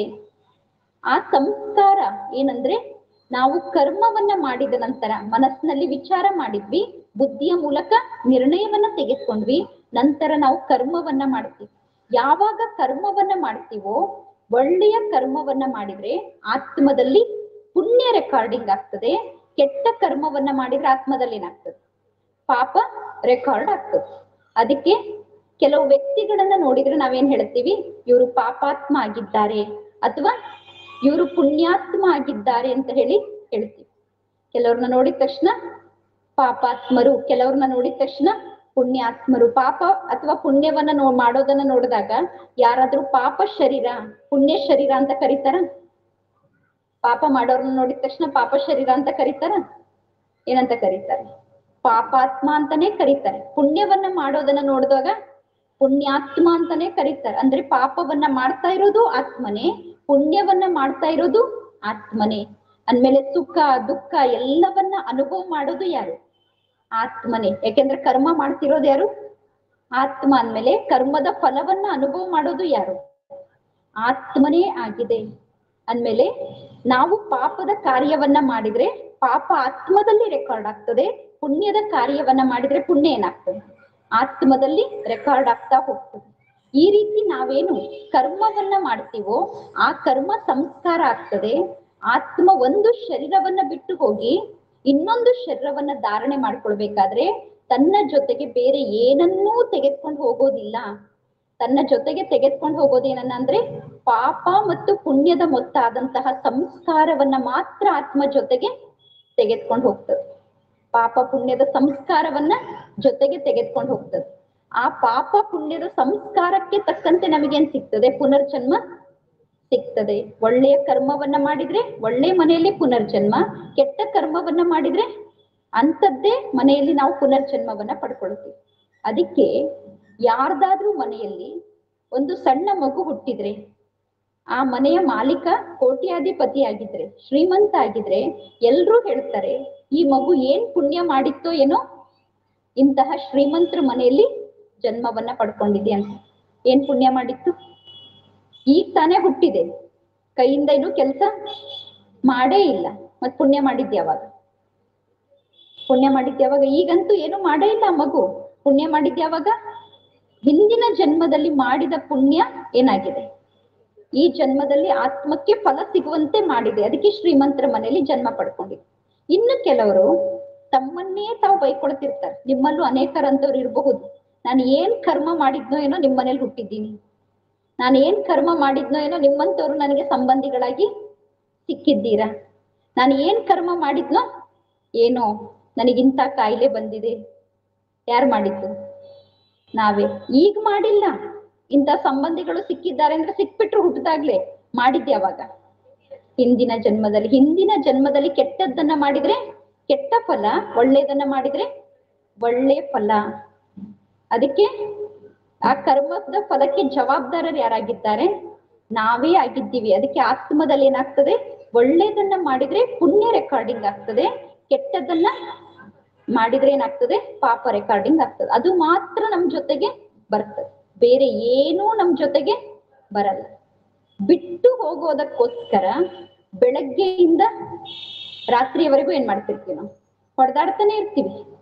ಯಾವುದನ್ನ ಜೊತೆಗೆ ತೆಗೆದುಕೊಂಡು ಹೋಗ್ತೀವೋ ಅಂತಹ ಸಂಸ್ಕಾರವನ್ನ ಶ್ರೇಷ್ಠ ಸಂಸ್ಕಾರವನ್ನಾಗಿ ಮಾಡ್ಕೊಳ್ಳಿಕ್ಕೆ, ಪುಣ್ಯದ ಕಾರ್ಯವನ್ನ ಮಾಡಿ ಪುಣ್ಯವನ್ನ ಜಮಾ ಮಾಡ್ಕೊಳ್ಳಿಕ್ಕೆ ಯಾರಾದ್ರೂ ಹೊಡೆದಾಡೋರು ಇದ್ದಾರ? ಎಲ್ರು ಹೊಡೆದಾಡ್ತಿರೋದು ಯಾವ್ದಕ್ಕೆ? ಬಿಟ್ಟು ಹೋಗುವಂತಹ ವಸ್ತುಗಳಿಗೆ ಎಲ್ರು ಏನ್ ಮಾಡ್ತಾ ಇದ್ದಾರೆ? ಹೊಡೆದಾಡ್ತಾನೆ ಇದ್ದಾರೆ. ಅಲ್ಲೂ ಮಹಾಭಾರತದಲ್ಲಿ ಹೊಡೆದಾಡಿದ್ರು ರಾಜ್ಯಕ್ಕೋಸ್ಕರ, ಬಿಟ್ಟು ಹೋಗುವಂತಹ ರಾಜ್ಯಕ್ಕೋಸ್ಕರ. ಇವತ್ತು ನಾವೆಲ್ರು ಏನ್ ಮಾಡ್ತಾ ಇದ್ದೀವಿ?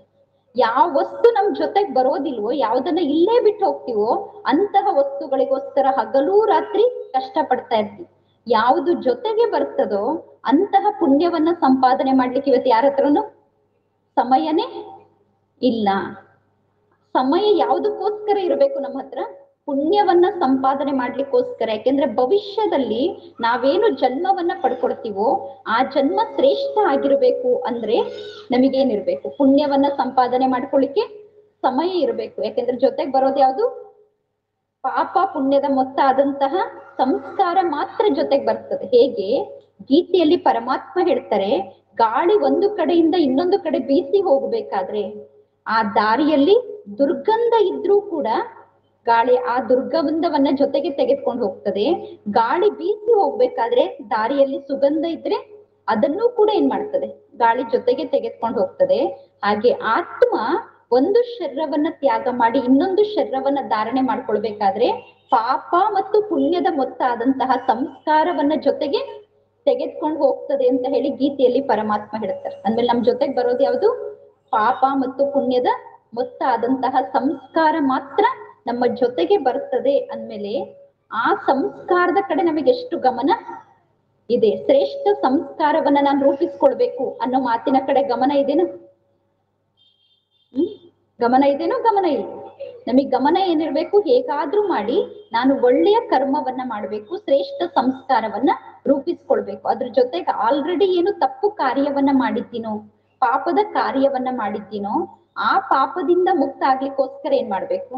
ಪರಮಾತ್ಮನ ಧ್ಯಾನವನ್ನ ಮಾಡ್ಬೇಕು. ಅದಕ್ಕೋಸ್ಕರ ಗೀತೆಯಲ್ಲಿ ಪರಮಾತ್ಮ ತಂದೆ ನಮಗೇನ್ ಹೇಳ್ಕೊಡ್ತಾರೆ? ರಾಜಯೋಗವನ್ನ ಕಲಿಸ್ತಾರೆ. ಆ ಯೋಗದ ಅಭ್ಯಾಸದ ಮೂಲಕ ನಮ್ದು ಆಲ್ರೆಡಿ ಎಷ್ಟೆಲ್ಲಾ ಪಾಪ ಆಗ್ಬಿಟ್ಟಿದೇನೋ ನಮ್ಮ ಮೂಲಕ, ನಮ್ಮ ಖಾತೆಯಲ್ಲಿ ಎಷ್ಟು ಪಾಪ ಇದೆನೋ ಆ ಪಾಪ ಏನಾಗ್ತದೆ? ಯೋಗದ ಮೂಲಕ ನಾಶ ಆಗ್ತದೆ. ಯೋಗದ ಮೂಲಕ ನಮ್ಮ ಜನ್ಮ ಜನ್ಮದ ಪಾಪವನ್ನ ನಾಶ ಮಾಡ್ಕೊಳ್ಬೇಕು ಮತ್ತು ಪರಮಾತ್ಮನ ಧ್ಯಾನದ ಮೂಲಕ ಏನ್ ಮಾಡ್ಬೇಕು? ಪುಣ್ಯದ ಸಂಸ್ಕಾರವನ್ನ ಸ್ವಯಂನಲ್ಲಿ ರೂಪಿಸ್ಕೊಳ್ತಾ ಹೋಗ್ಬೇಕು. ಅದಕ್ಕೆ ಗೀತೆಯಲ್ಲಿ ಪರಮಾತ್ಮ ಏನ್ ಮಾಡ್ತಾ ಇದ್ದಾರೆ? ನಮಗೆ ಯೋಗವನ್ನು ಕೂಡ ಕಲಿಸ್ತಾ ಇದ್ದಾರೆ. ಆ ಯೋಗದಲ್ಲಿ ಅನೇಕ ಪ್ರಕಾರದ ಯೋಗ ಇದೆ. ಒಂದನೇದಾಗಿ ಪರಮಾತ್ಮ ತಂದೆ ಗೀತೆಯಲ್ಲಿ ನಮಗೆ ರಾಜಯೋಗವನ್ನ ಕಲಿಸ್ತಾರೆ.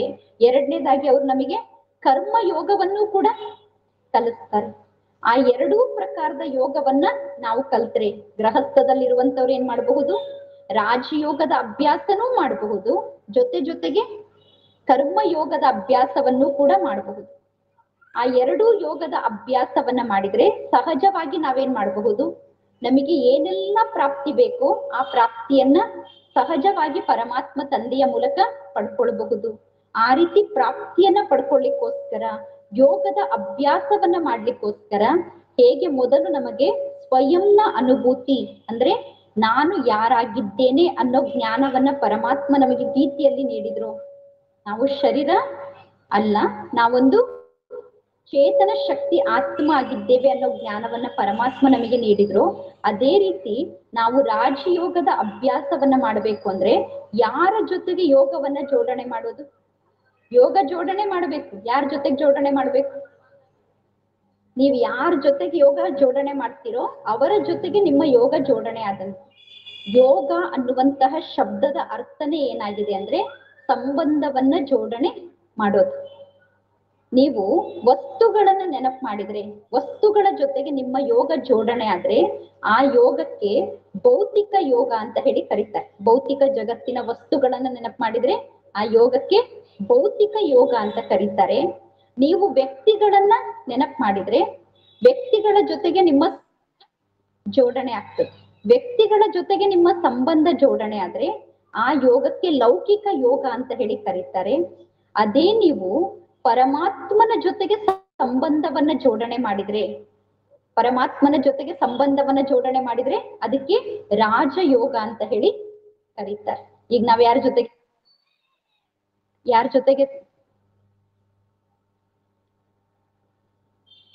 ಜೊತೆಗೆ ಸಂಬಂಧವನ್ನ ಜೋಡಣೆ ಮಾಡ್ಬೇಕಾಗಿದೆ? ಪರಮಾತ್ಮನ ಜೊತೆಗೆ ನಮ್ಮ ಸಂಬಂಧವನ್ನ ಜೋಡಣೆ ಮಾಡ್ಬೇಕು. ಪರಮಾತ್ಮನ ಜೊತೆಗೆ ಸಂಬಂಧವನ್ನ ಜೋಡಣೆ ಮಾಡೋದಕ್ಕೆ ರಾಜಯೋಗ ಅಂತ ಕರೆಯಲಾಗ್ತದೆ. ಪರಮಾತ್ಮನ ಜೊತೆಗೆ ಸಂಬಂಧವನ್ನ ಜೋಡಣೆ ಯಾಕೆ ಮಾಡ್ಬೇಕು ಅಂದ್ರೆ ಆ ಪರಮಾತ್ಮನೇ ನಮಗೆ ಸರ್ವಸ್ವ ಆಗಿದ್ದಾರೆ. ನಾವೆಲ್ಲರೂ ತ್ವಮೇವ ಮಾತಾಶ್ಚ ಪಿತಾ ತ್ವಮೇವ, ತ್ವಮೇವ ಬಂಧುಶ್ಚ ಸಖಾ ತ್ವಮೇವ ಅಂತ ಕರಿತೀವಿ. ತಂದೆ ನೀನು, ತಾಯಿನೂ ನೀನು, ಬಂಧುನು ನೀನು, ಬಳಗನು ನೀನು, ನನಗೆ ಸರ್ವಸ್ವನು ನೀನೇ ಅಂತ ಹೇಳಿ ಪರಮಾತ್ಮನಿಗೆ ಹೇಳ್ತೀವಿ. ಎಲ್ರೂ ಬಾಯಿಂದ ಪ್ರತಿಯೊಬ್ಬ ಪರಮಾತ್ಮನ ಎದುರುಗಡೆ ನಿಂತಾಗ ತ್ವಮೇವ ಮಾತಾಶ್ಚ ಪಿತಾ ತ್ವಮೇವ ಅಂತ ಹೇಳಿ ಪರಮಾತ್ಮನಿಗೆ ಹೇಳ್ತೀವಿ. ಆದ್ರೆ ಹೇಗೆ ನಾವು ಅಲ್ಲಿ ದೇವರ ಮುಂದೆ ನಿಂತ್ಕೊಂಡಾಗ ನೀನೇ ತಂದೆ ನೀನೇ ತಾಯಿ ಅಂತ ಹೇಳಿದ್ರೆ ಅದು ಇಡೀ ದಿನ ಕೆಲಸ ಕಾರ್ಯವನ್ನ ಮಾಡಬೇಕಾದಾಗ ಪರಮಾತ್ಮ ಆಗಿದ್ದಾರೆ, ಪರಮಾತ್ಮ ನನಗೆ ತಾಯಿ ಆಗಿದ್ದಾರೆ ಅನ್ನೋ ಅನುಭವವನ್ನ ಮಾಡ್ತಾ ಇದ್ದೀವ. ಸಂಬಂಧವನ್ನ ಜೋಡಣೆ ಮಾಡ್ತೀವಿ. ಪರಮಾತ್ಮನ ಜೊತೆಗೆ ತಂದೆ ಮತ್ತು ತಾಯಿಯ ಸಂಬಂಧವನ್ನು ಜೋಡಣೆ ಮಾಡಿದ್ದೀವಿ. ನಿಮ್ ತಾಯಿ ಜನ್ಮ ಕೊಟ್ಟಂತಹ ತಾಯಿ ನಿಮ್ ಹತ್ರ ಬಂದ ತಕ್ಷಣ ಪ್ರೀತಿಯಿಂದ ಅವ್ರ ಜೊತೆಗೆ ಮಾತಾಡ್ತೀರಾ? ಅವ್ರ ಜೊತೆಗೆ ನೀವು ಪ್ರೀತಿಯಿಂದ ವ್ಯವಹಾರವನ್ನ ಮಾಡ್ತೀರಿ. ಅವ್ರ ಎದುರುಗಡೆ ಇಲ್ಲ ಅನ್ನಿಸ್ತಿದೆ, ಅವ್ರು ನಿಮಗೋಸ್ಕರ ಏನೆಲ್ಲ ಮಾಡಿದ್ದಾರೋ ಅದನ್ನೆಲ್ಲ ನೆನಪು ಮಾಡ್ಕೊಳ್ತೀರತ್ತಾನೆ. ನಿಮ್ ತಾಯಿ ನಿಮಗೋಸ್ಕರ ಏನೇನ್ ಮಾಡಿದ್ದಾರೆ ಅನ್ನೋದನ್ನು ಕೂಡ ನೀವೇನ್ ಮಾಡ್ತೀರಾ? ನೆನಪು ಮಾಡ್ಕೊಳ್ತೀರಾ. ನಿಮ್ ತಂದೆ ಏನೇನ್ ಮಾಡಿದ್ದಾರೆ ಅಂತ ನೆನಪು ಮಾಡ್ಕೊಳ್ತೀರಾ. ಅಂದ್ರೆ ಇಡೀ ದಿನ ನಿಮ್ ತಂದೆ ತಾಯಿಯ ನೆನಪು ನಿಮಗೆ ಬರ್ತದೋ ಬರೋದಿಲ್ಲ? ಯಾರ್ಯಾರು ಕಷ್ಟಪಟ್ಟು ತಂದೆ ತಾಯಿಯನ್ನ ನೆನಪು ಮಾಡ್ತೀರಾ? ನಿಮ್ ತಂದೆ ತಾಯಿನ ಯಾರಾದ್ರೂ ಕಷ್ಟಪಟ್ಟು ನೆನಪು ಮಾಡ್ತೀರಾ? ಸಹಜವಾಗಿ ನೆನಪು ಮಾಡ್ತೀರೋ? ಸಹಜವಾಗಿ ಅವ್ರ ನೆನಪು ನಿಮಗೆ ಬರ್ತದೆ. ಆ ತಂದೆ ತಾಯಿಯ ನೆನಪು ಸಹಜವಾಗಿ ಬರ್ತದೆ ಅಂದ್ಮೇಲೆ ನಾವೇನು ಪರಮಾತ್ಮನ ಎದುರುಗಡೆ ನಿಂತ್ಕೊಂಡು ತ್ವಮೇವ ಮಾತಾಶ್ಚ ಪಿತಾ ತ್ವಮೇವ ಅಂತ ಕರ್ದ್ವಿ. ಅಂದ್ರೆ ತಂದೆ ನೀನು ತಾಯಿ ನೀನು ಅಂತ ಕರ್ದ್ವಿ. ಆ ಪರಮಾತ್ಮನ ನೆನಪು ಇಡೀ ದಿನ ತಂದೆಯ ರೂಪದಲ್ಲಿ ತಾಯಿಯ ರೂಪದಲ್ಲಿ ಬರ್ತದ? ಪರಮಾತ್ಮ ತಂದೆಯಾಗಿ ನನಗೋಸ್ಕರ ಏನೇನ್ ಮಾಡಿದ್ದಾರೆ, ಪರಮಾತ್ಮ ನನಗೆ ತಾಯಿಯಾಗಿ ನನಗೋಸ್ಕರ ಏನೇನ್ ಮಾಡಿದ್ದಾರೆ ಅನ್ನೋ ಸ್ಮೃತಿಯನ್ನ ತಂದು ಕೊಡೋದೇ ಇಡೀ ದಿನ. ಆ ಸ್ಮೃತಿಯಲ್ಲಿ ಇರೋದೇನಾಗಿದೆ? ಕರ್ಮವನ್ನ ಮಾಡ್ಬೇಕಾದ್ರೆ ತಂದೆ ತಾಯಿಯ ರೂಪದಲ್ಲಿ, ಸ್ನೇಹಿತನ ರೂಪದಲ್ಲಿ ದ್ರೌಪದಿ ಶ್ರೀಕೃಷ್ಣನನ್ನ ಏನ್ ಮಾಡ್ಕೊಂಡಿದ್ರು? ಸ್ನೇಹಿತನನ್ನಾಗಿ ಮಾಡ್ಕೊಂಡಿದ್ರು. ಅದೇ ರೀತಿ ನಮ್ಮ ಜೀವನದಲ್ಲಿ ಪರಮಾತ್ಮನನ್ನ ನಾವು ಏನ್ ಮಾಡ್ಕೊಳ್ಬೇಕು? ಸ್ನೇಹಿತನನ್ನಾಗಿ ಮಾಡ್ಕೊಳ್ಬೇಕು, ತಂದೆಯನ್ನಾಗಿ ಮಾಡ್ಕೊಳ್ಬೇಕು, ತಾಯಿಯನ್ನಾಗಿ ಮಾಡ್ಕೊಳ್ಬೇಕು, ಸರ್ವ ಸಂಬಂಧಿಯನ್ನಾಗಿ ಮಾಡ್ಕೊಳ್ಬೇಕು. ಆ ರೀತಿ ಸರ್ವ ಸಂಬಂಧದ ಅನುಭವವನ್ನ ಮಾಡಬೇಕು ಅಂದ್ರೆ ಮೊದಲು ಪರಮಾತ್ಮನ ಸಂಪೂರ್ಣ ಪರಿಚಯ ನಮಗೆ ಗೊತ್ತಾಗ್ಬೇಕು. ಯಾರ್ದಾದ್ರ ಜೊತೆಗೆ ಸಂಬಂಧವನ್ನ ಜೋಡಣೆ ಮಾಡಬೇಕು ಅಂದ್ರೆ ಅವರು ಹೇಗಿದ್ದಾರೆ, ಅವರು ಎಲ್ಲಿದ್ದಾರೆ, ಅವ್ರು ಏನ್ ಮಾಡ್ತಿದ್ದಾರೆ ಅನ್ನೋ ಪರಿಚಯ ನಮಗೆ ಇರ್ಬೇಕು. ಈಗ ಪರಮಾತ್ಮನ ಜೊತೆಗೆ ಸಂಬಂಧವನ್ನ ಜೋಡಣೆ ಮಾಡ್ಬೇಕು, ಯೋಗವನ್ನ ಜೋಡಣೆ ಮಾಡ್ಬೇಕು ಅಂದ್ರೆ ಪರಮಾತ್ಮ ಯಾರಾಗಿದ್ದಾರೆ, ಪರಮಾತ್ಮ ಎಲ್ಲಿದ್ದಾರೆ, ಪರಮಾತ್ಮ ಹೇಗಿದ್ದಾರೆ, ನಾನು ಹೇಗೆ ಅವ್ರ ಜೊತೆಗೆ ಯೋಗವನ್ನ ಜೋಡಣೆ ಮಾಡಬೇಕು ಅನ್ನೋದು ನಮಗೆ ಗೊತ್ತಾಗಬೇಕು. 5 ಮಾತಿನ ಬಗ್ಗೆ ನಾವು ಮೊದಲು ಪರಮಾತ್ಮನ ಪರಿಚಯದಲ್ಲಿ ತಿಳ್ಕೊಳ್ಬೇಕು. ಹೇಗೆ ಆತ್ಮದ ಬಗ್ಗೆ ಈಗ ನಮಗೆ ಗೊತ್ತಾಯ್ತು, ಅದೇ ರೀತಿ ಭಗವದ್ಗೀತೆಯಲ್ಲಿ ಪರಮಾತ್ಮ ತಂದೆ ಸ್ವಯಂನ ಸ್ವರೂಪದ ಬಗ್ಗೆ ಏನನ್ನ ಹೇಳ್ತಾರೆ ಅನ್ನೋದನ್ನ ನಾವು ಅರ್ಥ ಮಾಡ್ಕೊಳ್ಬೇಕು. 5 ಮಾತು ಅಂದ್ರೆ ಒಂದನೇದಾಗಿದೆ ಪರಮಾತ್ಮನ ಸ್ವರೂಪ, ಪರಮಾತ್ಮನ ರೂಪದ ಬಗ್ಗೆ ನಮಗೆ ಗೊತ್ತಾಗಬೇಕು. ಎರಡನೇದಾಗಿ ಪರಮಾತ್ಮನ ನಾಮ, ಮೂರನೇದಾಗಿ ಪರಮಾತ್ಮನ ದೇಶ, ಅವರಿರುವಂತಹ ಸ್ಥಾನ ಯಾವುದು, ನಾಲ್ಕನೇದಾಗಿ ಪರಮಾತ್ಮನ ಕರ್ತವ್ಯ ಏನು, ಐದನೇದಾಗಿ ಪರಮಾತ್ಮ ಸಿಗುವಂತಹ ಸಮಯ ಯಾವುದು. ಈ 5 ಮಾತಿನ ಬಗ್ಗೆ ತಿಳ್ಕೊಂಡ್ರೆ ಗೀತೆಯಲ್ಲಿ ಅರ್ಜುನನಿಗೆ ಪರಮಾತ್ಮ ಯಾವ ರಾಜಯೋಗವನ್ನ ಕಲ್ಸಿದ್ರೋ ಆ ಯೋಗವನ್ನ ನೀವೆಲ್ಲರೂ ಏನ್ ಮಾಡಬಹುದು, ಸಹಜವಾಗಿ ಅಭ್ಯಾಸ ಮಾಡಬಹುದು. ಅದಕ್ಕೆ ಪರಮಾತ್ಮನ ಪರಿಚಯದಲ್ಲಿ 5 ಮಾತಿನಲ್ಲಿ ಮೊದಲು ಪರಮಾತ್ಮ ಯಾರಾಗಿದ್ದಾರೆ, ಪರಮಾತ್ಮ ಹೇಗಿದ್ದಾರೆ. ಈಗ ಇಲ್ಲಿ ಕುತ್ಕೊಂಡ್ರು ನಿಮಗೆ ಪರಮಾತ್ಮ ಯಾರು ಅನ್ನೋ ಒಂದು ಪ್ರಶ್ನೆಯನ್ನ ಕೇಳಿದ್ರೆ ಒಬ್ಬೊಬ್ರು ಕಣ್ಮುಂದೆ ಒಂದೊಂದು ದೇವರ ಸ್ವರೂಪ ಕಾಣಿಸ್ಲಿಕ್ಕೆ ಸ್ಟಾರ್ಟ್ ಆಗ್ತದೆ. ಅನೇಕ ದೇವತೆಗಳು, ಅನೇಕ ದೇವರುಗಳು ಎಲ್ರಿಗೂ ಕಾಣಿಸ್ತಾರೆ. ಈ ರೀತಿ ಅನೇಕ ದೇವತೆಗಳು ಕಾಣಿಸ್ದಾಗ ಒಂದೇ ಮನೆಯಲ್ಲಿ ನೀವು ನೋಡಿದ್ರು ಕೂಡ ಮನೇಲಿ 4 ಜನ ಇದ್ರೆ 4 ಜನರಿಗೂ 4 ಬೇರೆ ಬೇರೆ ದೇವತೆಗಳು, 4 ಜನ ಪೂಜೆ ಮಾಡುವಂತಹ ದೇವತೆಗಳೇನಾಗಿದ್ದಾರೆ, ಬೇರೆ ಬೇರೆನೇ ಆಗಿದ್ದಾರೆ. ಎಲ್ರು ಒಬ್ಬರನ್ನೇ ಪೂಜೆ ಮಾಡ್ತಾ ಇಲ್ಲ. ಈ ರೀತಿ ಜಗತ್ತಿನಲ್ಲಿ ವಿಭಿನ್ನ ಪ್ರಕಾರದ ಭಕ್ತಿ ನಡೀತಾ ಇದೆ. ಕೆಲವರು ನೀರನ್ನೇ ಪೂಜೆ ಮಾಡೋರಿದ್ದಾರೆ, ಕೆಲವರು ಸೂರ್ಯನನ್ನ ಪೂಜೆ ಮಾಡುವಂತವ್ರಿದ್ದಾರೆ, ಕೆಲವರು ದೇವತೆಗಳನ್ನ ಪೂಜೆ ಮಾಡುವಂತವ್ರಿದ್ದಾರೆ, ಕೆಲವರು ಇನ್ನೂ ಅನೇಕ ತಮಗೆ ಇಷ್ಟ ಬಂದಂತಹ ದೇವತೆಗಳ ಸ್ವರೂಪವನ್ನ ಪೂಜೆ ಮಾಡುವಂತವ್ರು ಜಗತ್ತಿನಲ್ಲಿ ಇದ್ದಾರೆ. ಈ ರೀತಿ ಅನೇಕ ಪ್ರಕಾರದ ಪೂಜೆ ಮಾಡುವಂತಹ ವ್ಯಕ್ತಿಗಳು ಜಗತ್ತಿನಲ್ಲಿ ಇದ್ದಾರೆ. ಪರಮಾತ್ಮನೇ ಇಲ್ಲ ಅನ್ನುವಂತಹ ನಾಸ್ತಿಕರು ಕೂಡ ಜಗತ್ತಿನಲ್ಲಿ ಇದ್ದಾರೆ. ಅಂದ್ಮೇಲೆ ಪರಮಾತ್ಮನ ಸ್ವರೂಪದ ಬಗ್ಗೆ ಅರ್ಥ ಮಾಡ್ಕೊಳ್ಬೇಕಾದ್ರೆ ಮೊದಲು ನಾವೇನ್ ತಿಳ್ಕೊಳ್ಬೇಕು ಅಂದ್ರೆ ಪರಮಾತ್ಮ ಇದ್ದಾರೋ ಇಲ್ವೋ, ಇದ್ದಾರೋ ಇಲ್ವೋ ಗ್ಯಾರಂಟಿನ, ಅಥವಾ ಒಳಗಡೆ ಇದ್ರು ಇರಬಹುದು ಇಲ್ದೇನು ಇರಬಹುದು, ನಮಗೇನ್ ಗೊತ್ತು ಅಂತ ಅಂತಿದ್ರು. ಮೊದ್ಲೇನ್ ತಿಳ್ಕೊಳ್ಬೇಕು, ಪರಮಾತ್ಮ ಇದ್ದಾರೋ ಅಥವಾ ಇಲ್ವೋ ಅನ್ನೋದು ಗೊತ್ತಾಗ್ಬೇಕು. ನಂತರ ಪರಮಾತ್ಮನ ಸ್ವರೂಪ ಯಾವುದು ಅಂತ ತಿಳ್ಕೊಂಡಾಗ ನಾವೇನ್ ಮಾಡಬಹುದು, ಸಹಜವಾಗಿ ಪರಮಾತ್ಮನ ಜೊತೆಗೆ ಯೋಗವನ್ನ ಜೋಡಣೆ ಮಾಡಬಹುದು.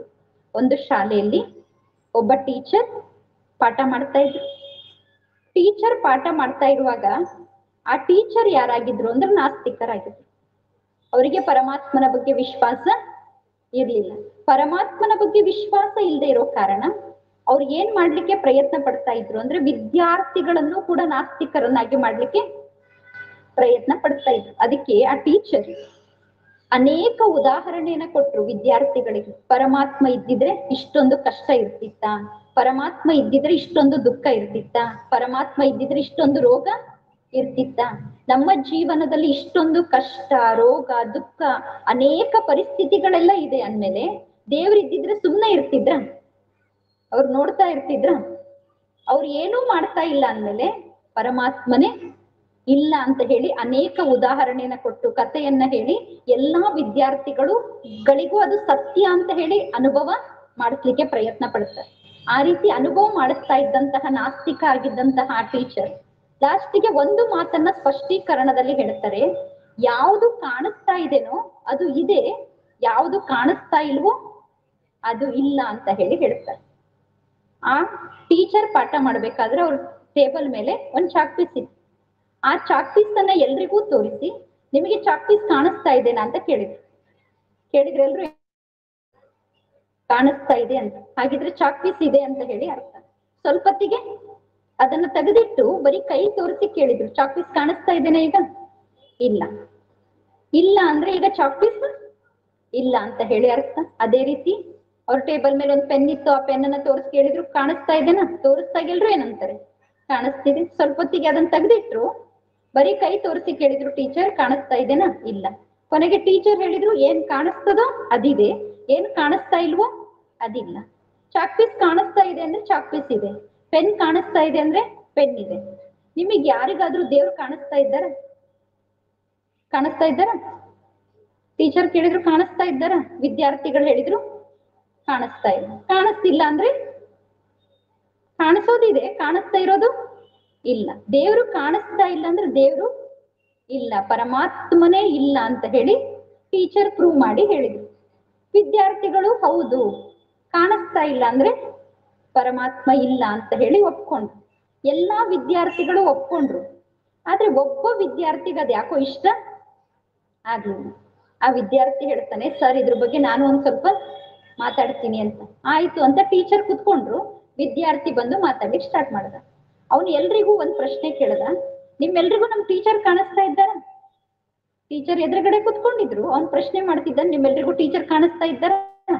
ಎದುರುಗಡೆ ಕೂತ್ರೆ ಕಾಣಿಸ್ತಾರೆ ತಾನೆ? ಎಲ್ರು ಹೇಳಿದ್ರು ಹೌದು ಕಾಣಿಸ್ತಾ ಇದ್ದಾರೆ. ಆಗ ಅವ್ನ್ ಹೇಳ್ದ, ನಮ್ ಟೀಚರ್ ಕಾಣಿಸ್ತಾ ಇದ್ದಾರೆ ಅಂದ್ರೆ ನಮ್ ಟೀಚರ್ ಇದ್ದಾರೆ ಅಂತ ಹೇಳಿ ಅರ್ಥ. ಕೊನೆಗೆ ಎರಡನೇ ಪ್ರಶ್ನೆ ಕೇಳ್ತಾನೆ, ನಿಮಗ್ ಯಾರ್ಯಾರಿಗೆ ನಮ್ ಟೀಚರ್ ತಲೆ ಕಾಣಿಸ್ತಾ ಇದೆ ಅಂತ. ಎದುರು ಕುತ್ಕೊಂಡ್ರೆ ತಲೆ ಕಾಣಿಸ್ತದೆ ತಾನೆ? ಕಾಣಿಸ್ತದೆ ತಾನೆ? ಎಲ್ರು ಹೇಳ್ತಾರೆ ನಮ್ ಟೀಚರ್ ತಲೆ ನಮಗ್ ಕಾಣಿಸ್ತಾ ಇದೆ ಅಂತ.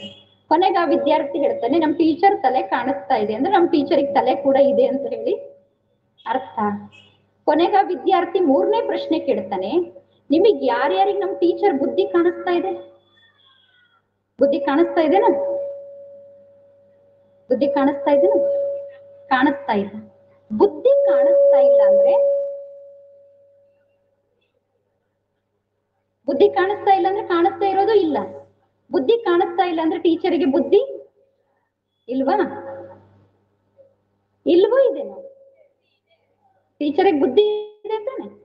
ಕೊನೆಗೆ ಆ ವಿದ್ಯಾರ್ಥಿ ಕೇಳ್ತಾನೆ, ಟೀಚರಿಗೆ ಬುದ್ಧಿ ಕಾಣಿಸ್ತಾ ಇಲ್ಲ ಆದ್ರೆ ಟೀಚರಿಗೆ ಬುದ್ಧಿ ಅಂತೂ ಇದೆ. ಟೀಚರ್ಗೆ ಬುದ್ಧಿ ಇದೆ ಆದ್ರೆ ಕಾಣಿಸ್ತಾ ಇಲ್ಲ. ಹೇಗೆ ಬುದ್ಧಿ ಇದ್ರೂ ಕಾಣಿಸ್ತಿಲ್ವೋ ಹಾಗೆ ದೇವ್ರು ಕಾಣಿಸ್ತಾ ಇಲ್ಲ ಅಂದ ತಕ್ಷಣ ದೇವ್ರು ಇಲ್ಲ ಅಂತ ಹೇಳಿ ಅರ್ಥ ಅಲ್ಲ.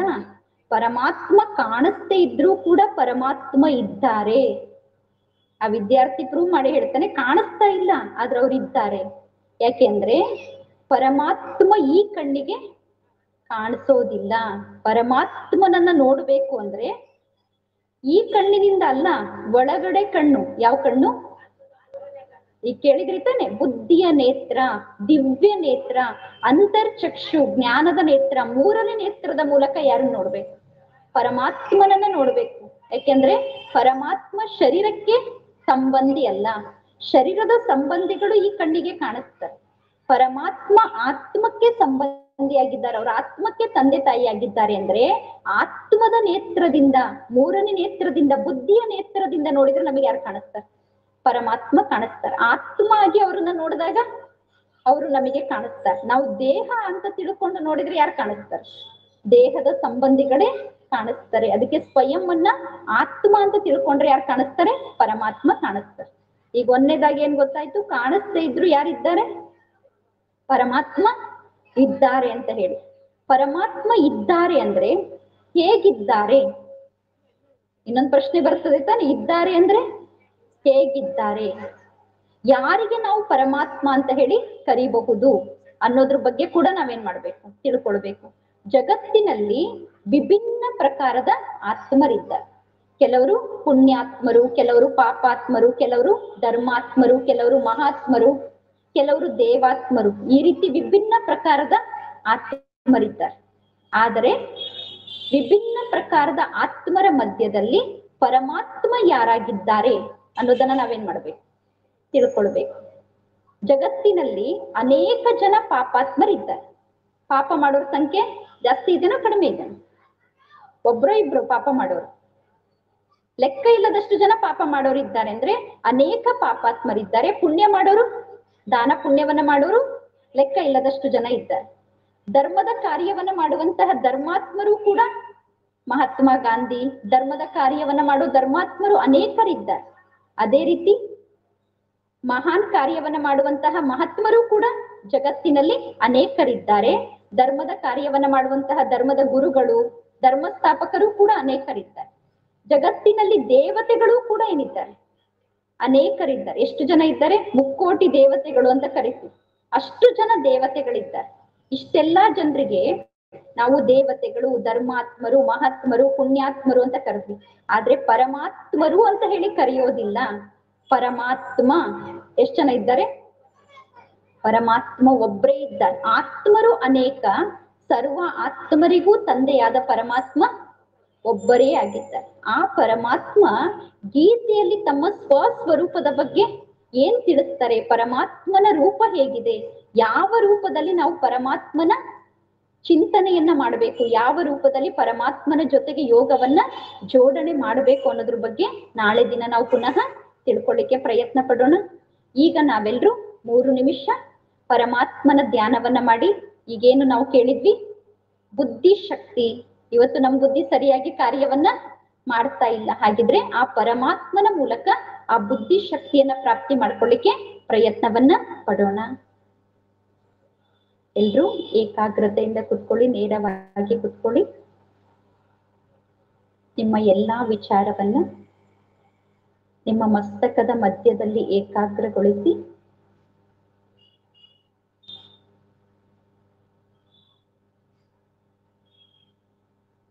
ಮನಸ್ಸಿನ ನೇತ್ರದಿಂದ ಮಸ್ತಕದ ಮಧ್ಯದಲ್ಲಿ ಸ್ವಯಂವನ್ನು ನೋಡಿಕೊಳ್ಳಿ.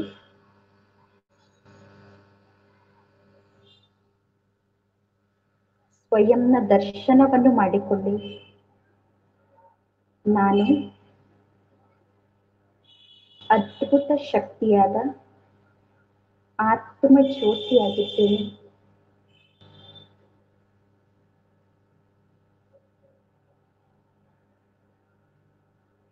ಆತ್ಮ ಜ್ಯೋತಿಯಾದ ನನ್ನಲ್ಲಿ ಅದ್ಭುತವಾದ ಮನಸ್ಸಿದೆ. ನನ್ನಲ್ಲಿ ಅದ್ಭುತ ಸಂಕಲ್ಪ ಶಕ್ತಿ ಇದೆ. ನನ್ನ ಸಂಕಲ್ಪದಲ್ಲಿ ಅಸಂಭವವನ್ನು ಸಂಭವ ಮಾಡುವಂತಹ ಶಕ್ತಿ ಇದೆ.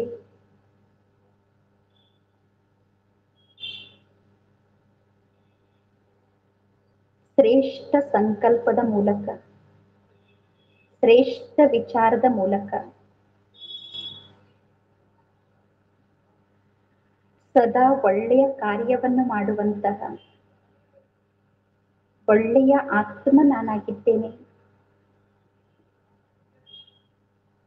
ಆತ್ಮನಾದ ನನ್ನಲ್ಲಿ ಅದ್ಭುತವಾದ ಬುದ್ಧಿಶಕ್ತಿ ಇದೆ.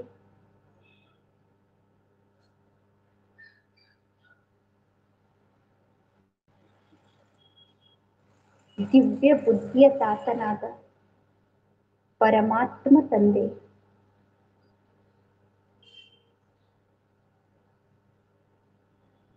ನನಗೆ ದಿವ್ಯ ಬುದ್ಧಿಯನ್ನು ನೀಡುತ್ತಿದ್ದಾರೆ.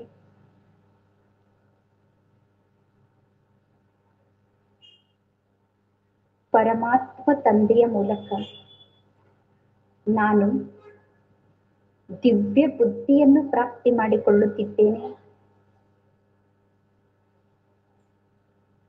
ನನ್ನ ಬುದ್ಧಿ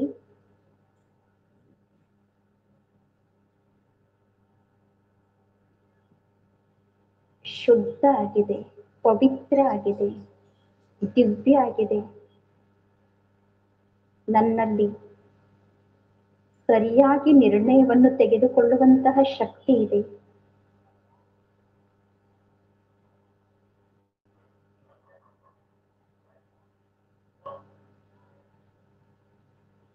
ಸದಾ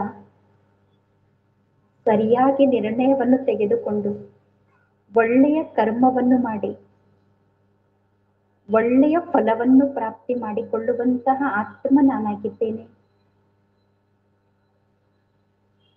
ಆತ್ಮನಾದ ನನ್ನಲ್ಲಿ ಅದ್ಭುತವಾದ ಸಂಸ್ಕಾರ ಇದೆ. ನನ್ನ ಸಂಸ್ಕಾರ ಶುದ್ಧ ಪವಿತ್ರ ಸಂಸ್ಕಾರವಾಗಿದೆ.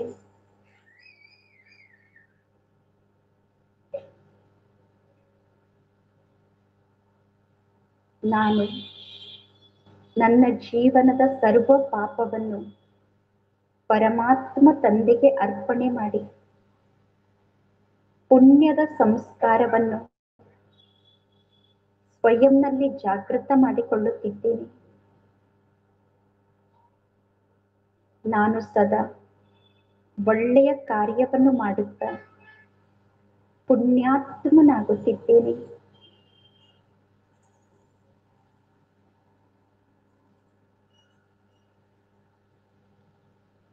ಓಂ ಶಾಂತಿ. ಓಂ ಶಾಂತಿ. ಎಲ್ರು ರಾತ್ರಿ ಮಲಗಬೇಕಾದಾಗ ಬೆಳಗ್ಗೆ ಎದ್ದಾಗ ಏನ್ ಅನುಭವ ಮಾಡಬೇಕು? ಪರಮಾತ್ಮ ತಂದೆ ಏನ್ ಮಾಡ್ತಾ ಇದ್ದಾರೆ?